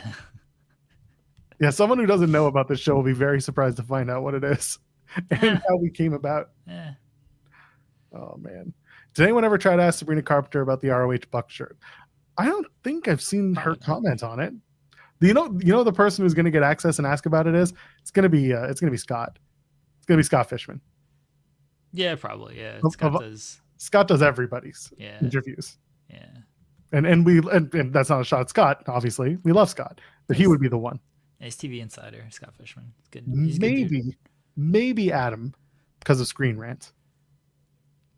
Yeah, maybe Liam Crowley. Yeah, Liam's another one for sure. Yeah. Denise will find a way is also a really good point. Yeah, Denise, I don't doubt Denise. Yeah, that would be one. Yeah. And somebody will ask her at some point about this Young Bucks shirt. It's going to be hilarious when she's like, I don't know, that was my boyfriend's old shirt, and my stylist gave it to me, and I was told to put it on. I was told the memes would be immaculate. We'll all be like, yep, wrestling being used again. Oh, why don't we just tweet Sabrina Carpenter about this? All right. Let's go. Hello. I got to get the photo of her. Hold on. You can find that easily, I'm sure. Yeah, Sabrina Carpenter, Young Bucks. I think actually the Fightful account just like tweeted it out because they were doing like wrestling. Oh yeah, like crossover. Stuff. Yeah. Gotcha. Okay. All right. Yeah, the Bucks have commented.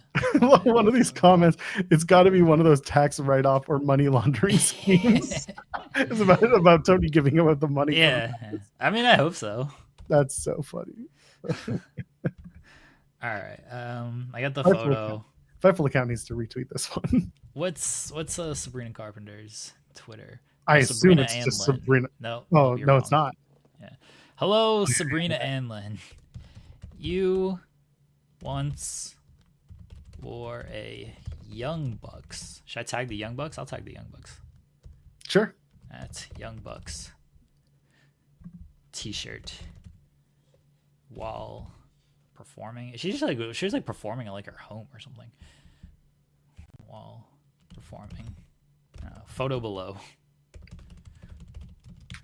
Oh yeah, she definitely. Ryan's like confirmed she doesn't control her socials. I believe that. I really do. Are you a wrestling fan? Let's see. She also hasn't tweeted anything since July the 8th. Well, that's only 10 days ago. Well, look what we do for a living. That's a long time, Jeremy. Nah. All right. Well, I throw it out there anyway. All right. You once wore a Young Bucks t-shirt while performing. Photo below. Are you a wrestling fan? Damn, this Twitter journalism pops off on this show. Should I like throw in like P.S. My kids love you? Do you think that's like more likely to get a reply? I mean, could. All right, I'll throw it in there. P.S. Seems a little. It seems a little holding up your baby in front of Shawn Michaels, but that's just me. Yeah, I don't care. We got to use these kids to get these engagement around here. All right. All right, fine. We can do that, right? Use them for engagement. Yeah. We're not outing anything. We ain't posting photos of them. If we get a reply out of Sabrina Carpenter, I mean, it's a pretty big deal. Are you gonna force them to listen to her then? We're gonna force who to listen to what? Will we have the kids listen to her then if she replies? No, they like Sabrina Carpenter. Do they? Yeah. It's gotta be with you. Oh, of course. I don't think you can name a single Sabrina Carpenter song. No idea.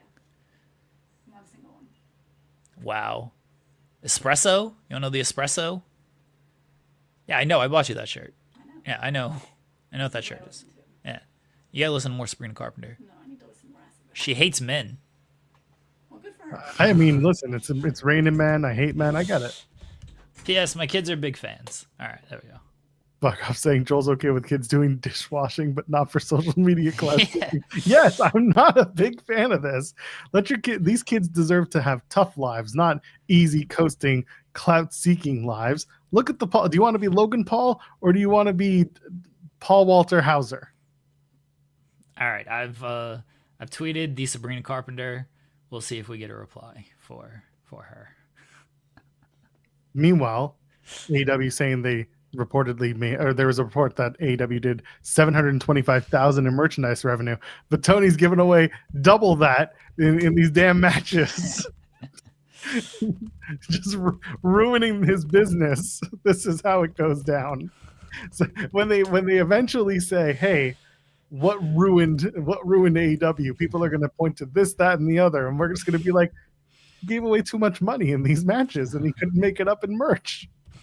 That's the moment. Oh, this is such a stupid bit that we keep playing up. I mean, we got a reply from Tony Khan, so He was in a good mood that day. yeah. Well, we're trying to catch Sabrina Carpenter That's in a true. good mood now. That's true. You never know. You never know, folks. Everybody tweet happy birthday, RJ City. It is his No, birthday don't do today. that.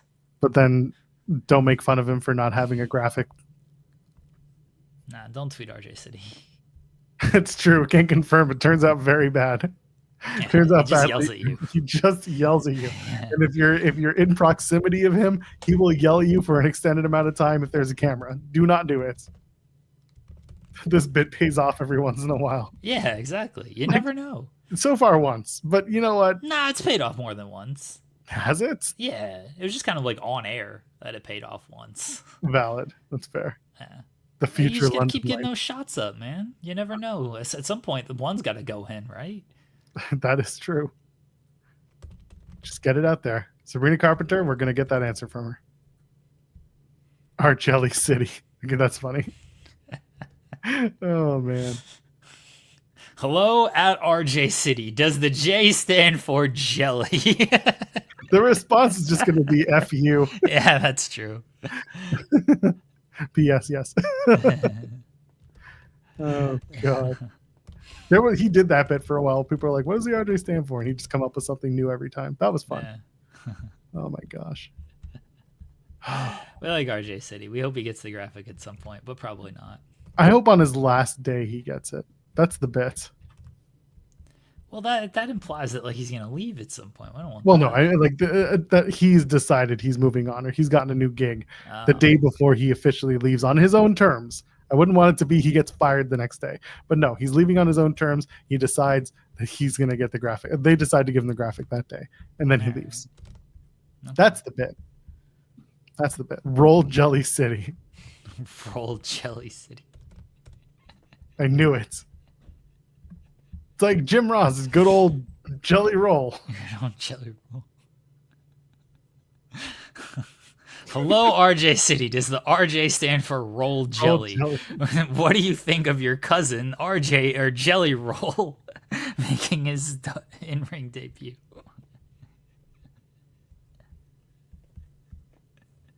Awful. What are we doing? What is this? This show is just not. It just exists. This show just exists. I mean, factual. It shouldn't exist, but It for some reason it shouldn't. does.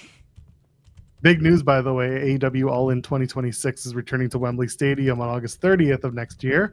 What did you think when you saw that it was going to be again a late August event?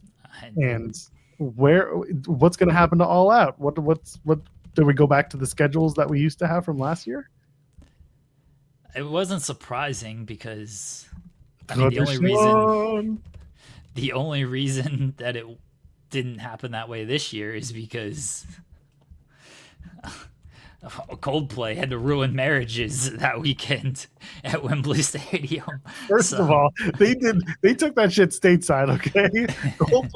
Coldplay doesn't ruin their countrymen's problems. They don't create problems for the countrymen. They create problems abroad. They are adding to the issues that you have in America, breaking up these multi-million-dollar CEOs and their CPOs, which, by the way, Chief People Officer is a stupid name.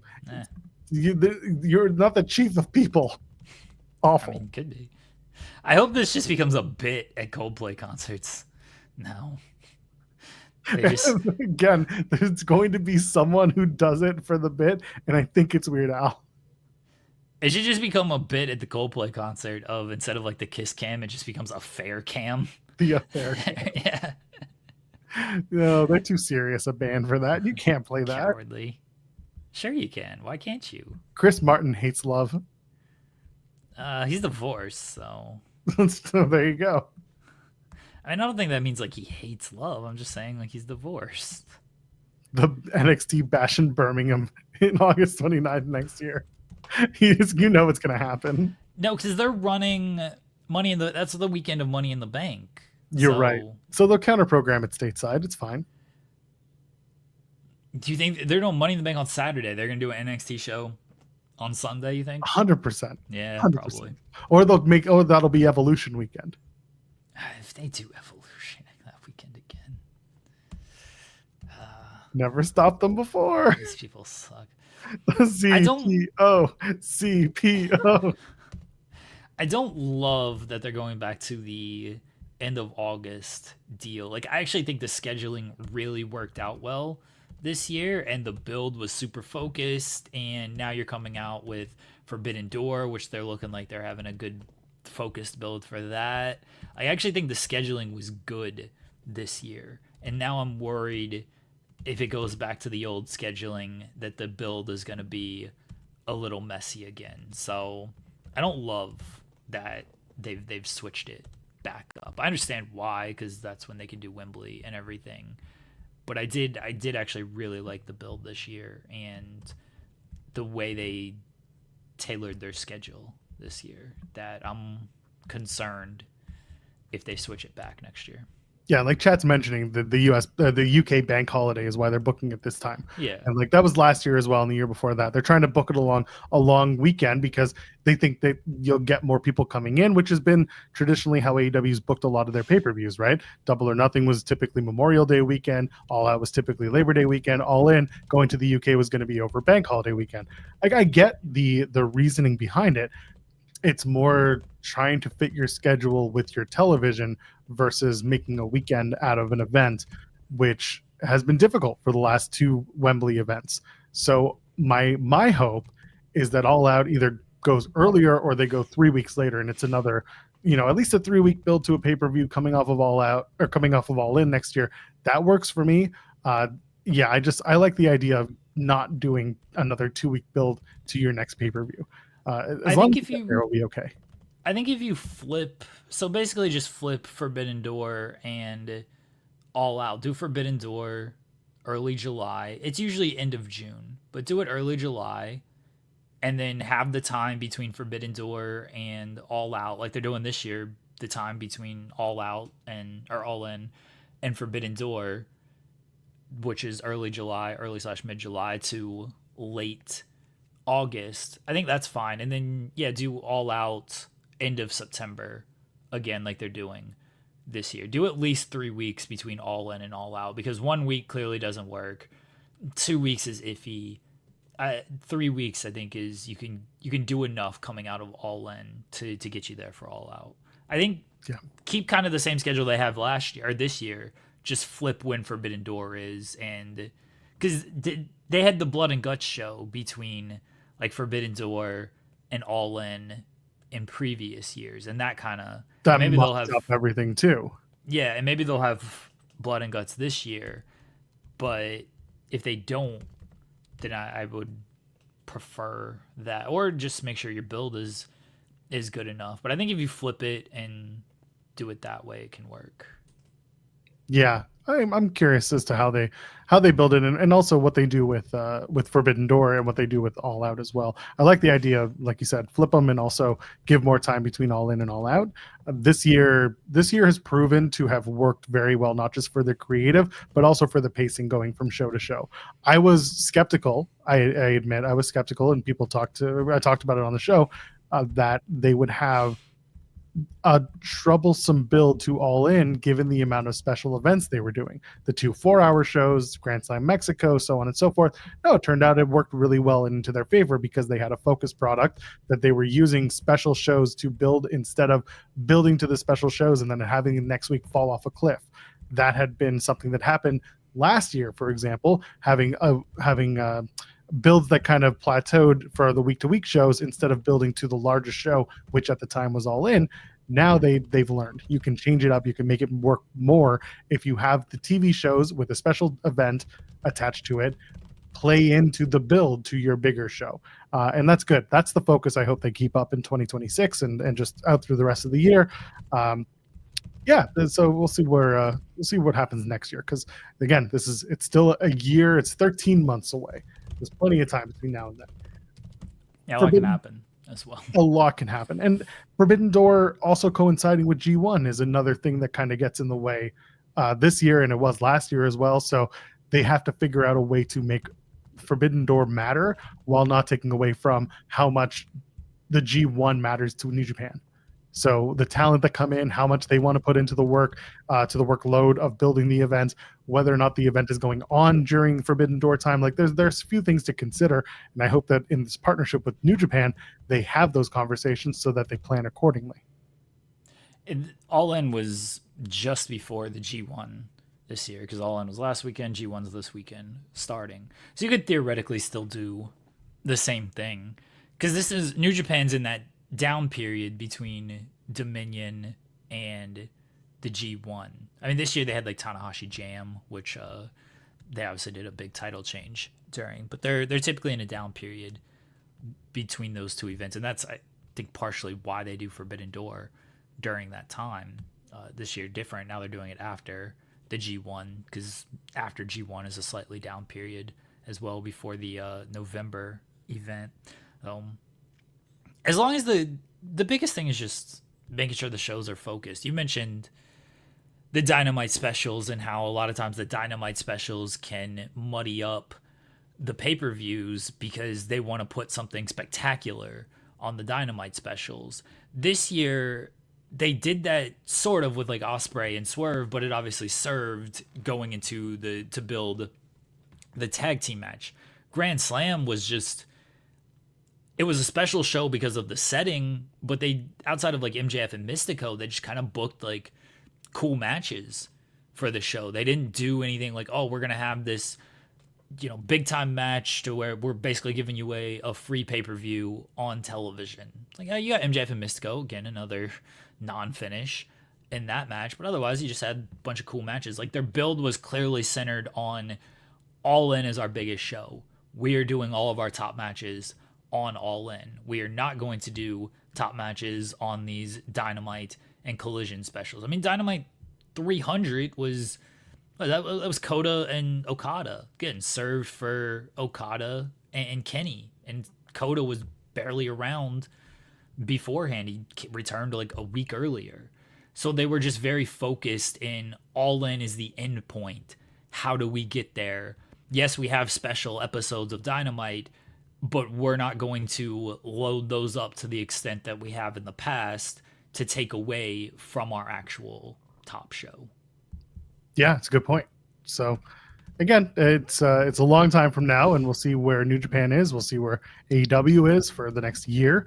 But there have been, again, a lot of positivity coming out of AEW and their booking in the last, 7 months. So hopefully it keeps going. I can't remember who it was who mentioned the big test is coming out of the summer and into the fall, how that booking plays out.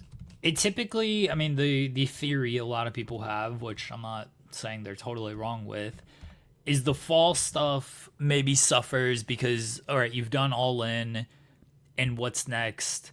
And then Tony is, of course, going and doing more Jag stuff. And that's where his attention gets divided as the Jags their season starts to take shape.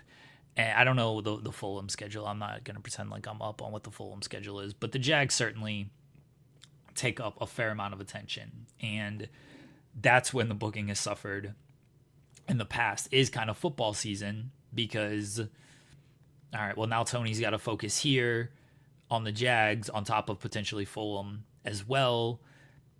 What's AEW going to be doing? I think Tony can hopefully divide his time a little bit better. I think maybe he knows this has been an issue in the past, and he'll look to, be smarter. So MCAP is saying that Fulham starts in a month as well. So yeah, you got Fulham starting, you got the Jags starting. His attention just becomes far more divided, and AEW, not by design, I don't think he's like purposely putting AEW to the side. It's just you only have so many hours in the day, and even though Tony Khan doesn't sleep, there's still only so many hours in the day, and stuff is just going to inherently suffer because of that. So hopefully he's got more stuff in place and has a better regiment and time management coming into this year. We'll see. Yeah, Fulham runs through May. Okay, that's crazy. It's a lot of football. Yeah, I feel like football, like soccer, just like doesn't stop. Doesn't end. It's much like basketball. Basketball season stops at like August, basically. There's like a break at August because the championship gets decided end of June, and then the draft is literally like 3 days later, and then free agency, and then summer league, and then August is where there's a downtime, and then September training camps start. So like basketball season, there's basically 1 month away, and that's August. I am curious how things are going to look for the next few months with AEW, because you have some planned time off, some people who have left. Adam Cole is out indefinitely. That was a TNT title thing that they've since picked up and put on Dustin Rhodes, and now Kyle Fletcher thinks that Dustin Rhodes ruined his life, which I found very funny when he said that on Dynamite. He was like, Dustin Rhodes, you ruined my life. I was like, what did he do? He just won a match. He beat you. It's fine. He didn't even beat you specifically. Anyway, you got him, and then you've got Ospreay and Mimosa Joe. They're off TV for the next little bit to deal with projects and just ailments, and they'll come back in time, hopefully, at least in the Ospreay side, come back for the UK show. And now Fightful Select reporting that Kenny Omega is going to be taking some time off. So how long that is comes down to what the severity of his heal-up time is going to be. I'm not going to use the word injury because, quite frankly, he's already been dealing with diverticulitis and the effects of that. So that is just a long-term effect for Kenny Omega from now on.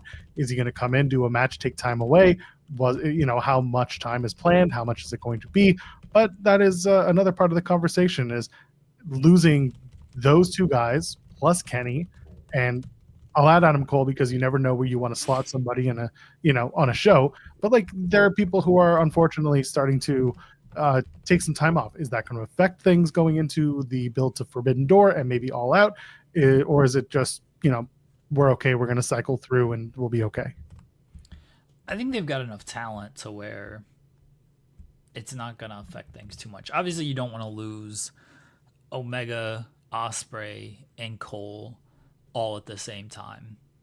I mean, Cole was the TNT champion, but his role had been a little pulled back on over the past few months. He was just kind of doing Paragon stuff, and like it's unfortunate where he was on the show, and I don't know where he was going to be, assuming he lost to Kyle Fletcher. I don't know what he was going to do after that. Maybe it was going to be Paragon in the trios division, especially with now Joe out as well. Like that's another loss. Like, you don't want to lose 4 guys who were featured players on television at the same time. They've gotten by without Kenny for a while, all of 2024, so they can kind of plan for that. Ospreay's a tough one because Ospreay has been such a featured part of the show and had been in so many big matches that it's a tough one to lose. And then like Joe is tough too, just because Joe adds a gravity to all of the shows that he is on. But they have so much talent, though. Like, so much talent. And now this is a chance to maybe elevate some new people. Hangman's still there. Moxley's not taking time off. So you still got two guys. You know, Darby's back in the mix now. Darby's one of their top guys, so having him back is a big thing. You know, maybe Orange Cassidy is returning sooner rather than later. You know, we'll see with him. You can elevate a guy like Kyle Fletcher, and I think they will in these Chicago shows. I think he'll end up with the TV or the TNT title by the end of the Chicago run. So you can elevate a guy like Kyle Fletcher. You still got Okada and Swerve, and they're doing a program with each other. They're putting more into like Bandito and now Hechicero, Don Callis family. Like, you can use Josh Alexander in a more prominent role. Losing Takeshita is not ideal for the G1, but you at least know he'll be back in about a month. That'll be a little bit of a boost there. They got such a talented roster. Do some single stuff with Kyle O'Reilly.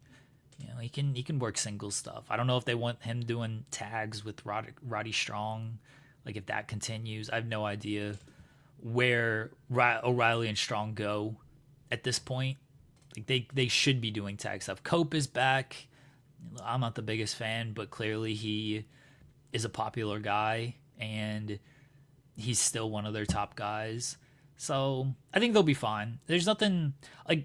It's unfortunate that guys got to take time off for injuries, especially in Adam Cole's case. It seems like with Omega and Ospreay, it's just like, hey, let's kind of heal up, and we've been running hard.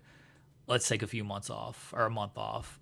Where Cole is obviously a little bit more long term. You never want to lose guys to injuries, but it's never a bad thing where guys just like cycle off of television for a month, and then other guys can move up, and then those guys return, and then this is how you just create more stars. But Takesha's leaving, so it's over. I'm sorry. I mean, fair. Takesha rules, and it does suck that he's going to be off TV now. It does suck. It's ruined the product.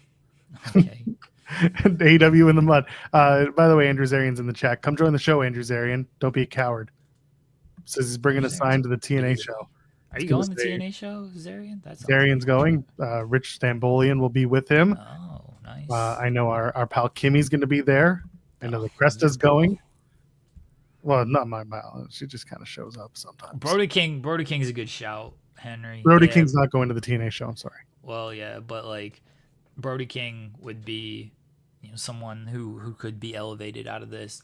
Like, I think Jericho's gonna come back at some point during this run. I think that I'm hoping the biggest star in AEW Chicago history makes his return and ejaculates all over the crowd and all over the wrestlers, and we get the scapegoat, emphasis on goat, Jack Perry, back. His new truck has the Chicago flag painted all over it. I'd rule. Hometown man Jack Perry. What if he comes out to AFI, the Terminator theme? I think that would be perfect. Hey, thanks for watching anyway. That was hilarious. That was Tony's best. hilarious, dude. Listen, Tony's so funny. when he's in a great mood, nothing can stop this man when he's in a good mood. He's hilarious. But the second shit goes down, that's when you start getting the other side. That's also funny. It is funny. Either way, like, Tony's just a funny guy. That's it. He's great. We love Tony around here. We love Tony. That's why we gave him a spot on the show. Yeah. All he's got to do is show up. Yeah. Tony's garden. He's in the weeds. We're gonna let him tend to the garden. Come on, Tony. You're not doing anything. Nothing's happening right now. Nothing's going on. You're bored. You're sitting around at home wondering what you do. Come on the show. Come and do it. I almost invited Carlos Silva to today's show, but then I thought the better of it. I wasn't going to do that. You did the interview with Sean. We're good. Cowardly. You should have. Yeah, Carlos can do the next one. Okay. Oh, man. Well, reminder, folks, Cresta and myself are live with SP3 on True Heel Heat channel, 2 p.m. Eastern, running down Slammiversary, giving our predictions and talking about the show. So that's why you don't get any TNA talk on today's show. We have done no TNA talk. There hasn't been any, and that's it. There's been none. Andrew Zarian's in our chat trying to be all brooding. Are you okay, Andrew Zarian? Is everything? Do you want to talk about it? I saw Zarian hanging out with Wilkins the other week. That's right. They took a photo that was very similar to the one that we all took in 2021 at a bar in New York. I asked Wilkins, like, did you ask Zarian about his eyebrows? And he's like, no. I was like, why? That's the only question that's pertinent to Andrew Zarian. That is true. He is all eyebrows. Zarian, do you know the split for Travis Scott and WWE, the merchandise split? That's something you should find out for us. The merch split for Travis Scott and WWE. All eyebrows, Andrew Zarian. Andrew Zarian eyebrows. Andrew Eyebrows Wrestling. All eyebrows wrestling. Rob is a very sweet boy. You hanging out with him probably made him a little less corrupted sweet. him. You did corrupt him. I know what you're doing. Now Wilkins is already kind of corrupted. If you knew what Andrew Zarian planned to do with this TNA show on Sunday, you wouldn't believe it, but it's gonna happen. I'm telling you. What? Is Zarian gonna jump the guardrail? He's not gonna do anything that gets in the way of the show. He's the way that he is going to do things for himself is absolutely it's absolutely the way. You'll be surprised. Oh, is he gonna do some drugs beforehand? Hey, that is for him to divulge and for me to hint at. Buff Bagwell got his legs amputated? No friggin' way. I both believe that and expect it. I made a Buff Bagwell joke earlier this week. One leg was amputated. According to whom? According to Buff Bagwell. What do you mean, according to whom? Oh, there you go. Getting his leg cut. My God. Oh, of course, Maven made a video about it. All right. Well, so I was talking to somebody. Oh, I was talking about StarCast with somebody who was there, and I made a reference to Buff Bagwell stealing a bag of money. That's what that was. Well, there you go. Buff Bagwell lost his leg. That's unfortunate. Now Queeley will never get his licks in. That's unfortunate. Best wishes to Buff Bagwell. You can still be the stuff. You can still be the stuff with one leg, I promise. Yeah. That's tough. It is. Wishing the man the best. It's tough. He's been dealing with a lot of stuff over the years. Yeah. Is there anything else we need to cover before we preview whatever's not happening on SmackDown tonight? Yeah, there's only like one thing happening on SmackDown. They haven't announced anything, have they? It's just the contract signing. That's it. Just a contract signing for those two. For a match that we already know is going to happen. Yes. What are we doing? Well, they gotta get them on the show somehow in a promo segment, and they can't just say, here's a promo segment, because they've done that a million times. So they gotta make up that it's contract signing. You know, they're trying. Here, let me add one match that hasn't been announced yet that will absolutely be announced. Zelina Vega versus Julia, either for the United States Women's Championship or non-title in a championship contender match, whatever they want to call it this week, because Zelina eliminated Julia from the Battle Royal at Evolution, so she thinks that's good enough to warrant getting a title shot. They will absolutely give that one. Probably. Yeah. So there you go. And then over on the other show, over on Collision, gotta find this. I had it and then I just lost it. The worst. AEW Collision matches. I'm not giving you spoilers, chat. I'm just giving you the matches. On Collision, tape this week, Ricochet takes on AR Fox. Allegedly. Megan Bayne takes on Ty Mello. Allegedly. Bandito, Jet Speed, and Mascara Dorada take on the Don Callis family, the team of Lance Archer, Rocky Romero, Josh Alexander, and Hechicero, who was rumored to have maybe signed a deal with AEW. That was in the rumors last night, allegedly. Taya Valkyrie returns. She takes on Alex Windsor, who is also making her return to AEW after debuting officially for the company at All In. Rush takes on Katsuyori Shibata. That's a match that I have so many questions about, but I look forward to watching it. Someone's going to have their brains on the table after that match. And a 4-way $200,000 tag team match, Gates of Agony take on the Guns, Crew, and Big Bill and Brian Keith. Allegedly. Those are your matches. And of course, Dustin Rhodes will have his segment in the ring, where I'm sure Kyle Fletcher will come after him and say, "You took everything from me." And Dustin Rhodes will be like, "I didn't do shit. I want a match." Allegedly. Then they'll have a match, and there we go. All right. Yeah, that's the show. That's the show. I will not be watching Collision live this week. I might actually do something with my life. What?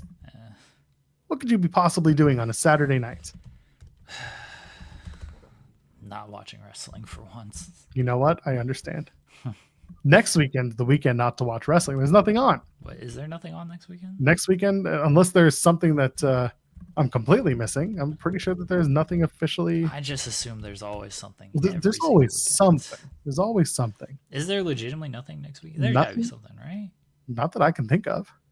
July. What day is next weekend? Okay. The 25th, 6th, 7th. Oh, I saw Blood and Honey series, and it was right under a WWE thing, so I thought it's a WWE Blood and Money series. Perfect. I was like, oh, they're going back to Saudi. GCW is doing the Japan shows, but those are Monday, Tuesday, Wednesday. All right. The ID showcase.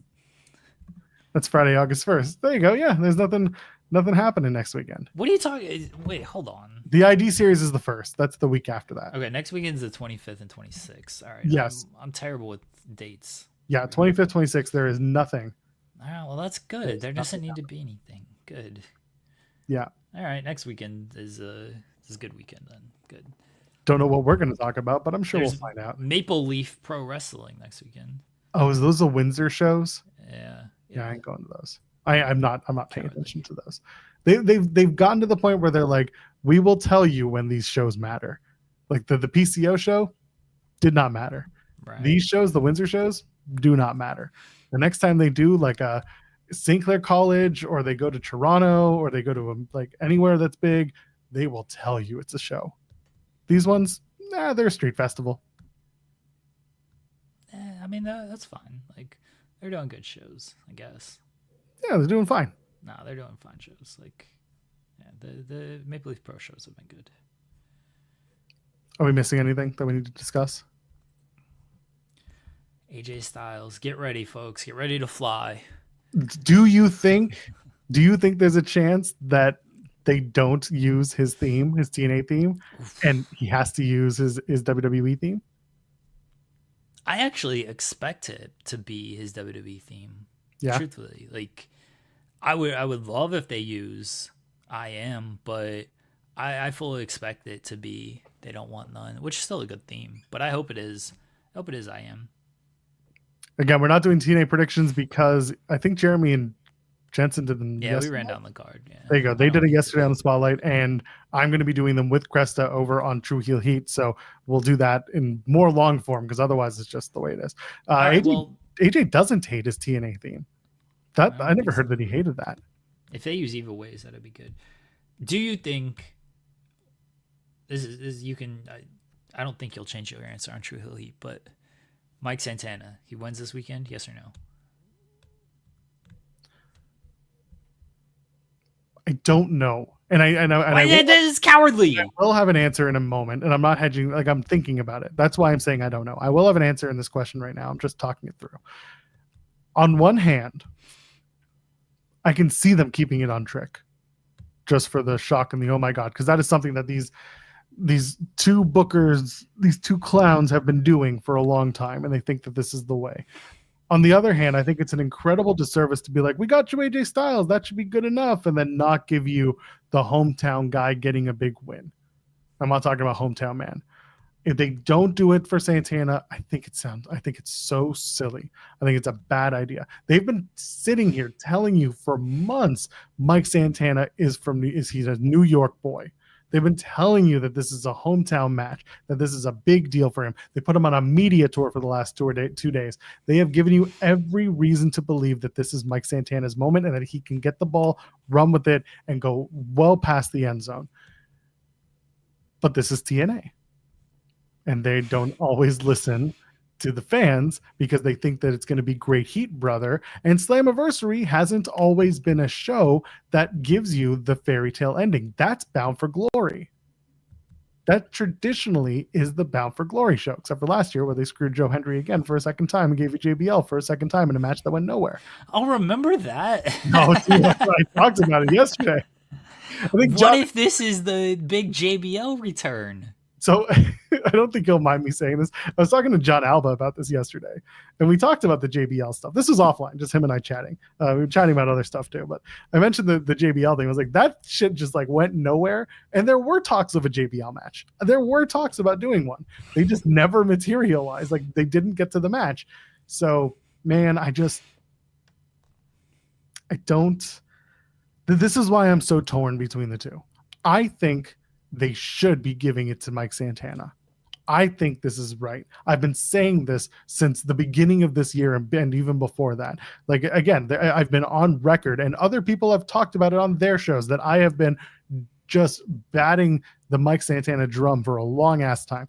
You also have Ali as a part of this whole thing too. Ali and Cedric Alexander, he's going to beat Seti and he's going to want a match for the world title coming out of this. Ali versus Mike Santana for the world title is it's a Bound for Glory match that people would love to see. But are you booking for the people or are you booking for what you think the larger audience will pay for? That's the question. Are you booking for your partners or are you booking for your fans? And right now, TNA hasn't been doing much in the fan service department in many, many ways. Shout out to Romy Glazer because she's putting out some banger tweet threads about what works and what doesn't. We should have her on the show. You should. I should probably ask her to join. You should. I will, eventually. I will. Okay. So, like I said, Mike should win. Okay. Mike should win. I will say Mike wins, but I am also fully aware and ready to tear down Trick Williams retaining on Sunday. Okay. What did you say on Spotlight? I think Mike Santana wins. I think this company is stupid if they don't have Santana win. And I realize that might apply because TNA, if they don't have Santana win, they're just dumb. They are just flat out dumb to not have Santana win. They've built it up this much. They've built him up. He's clearly been the guy since returning last year. The media tour is whatever because a lot of people do media and stuff. Like Joe Hendry does media tours. Like Carlos Silva's doing media tours. Is he gonna win the title? I don't think that is.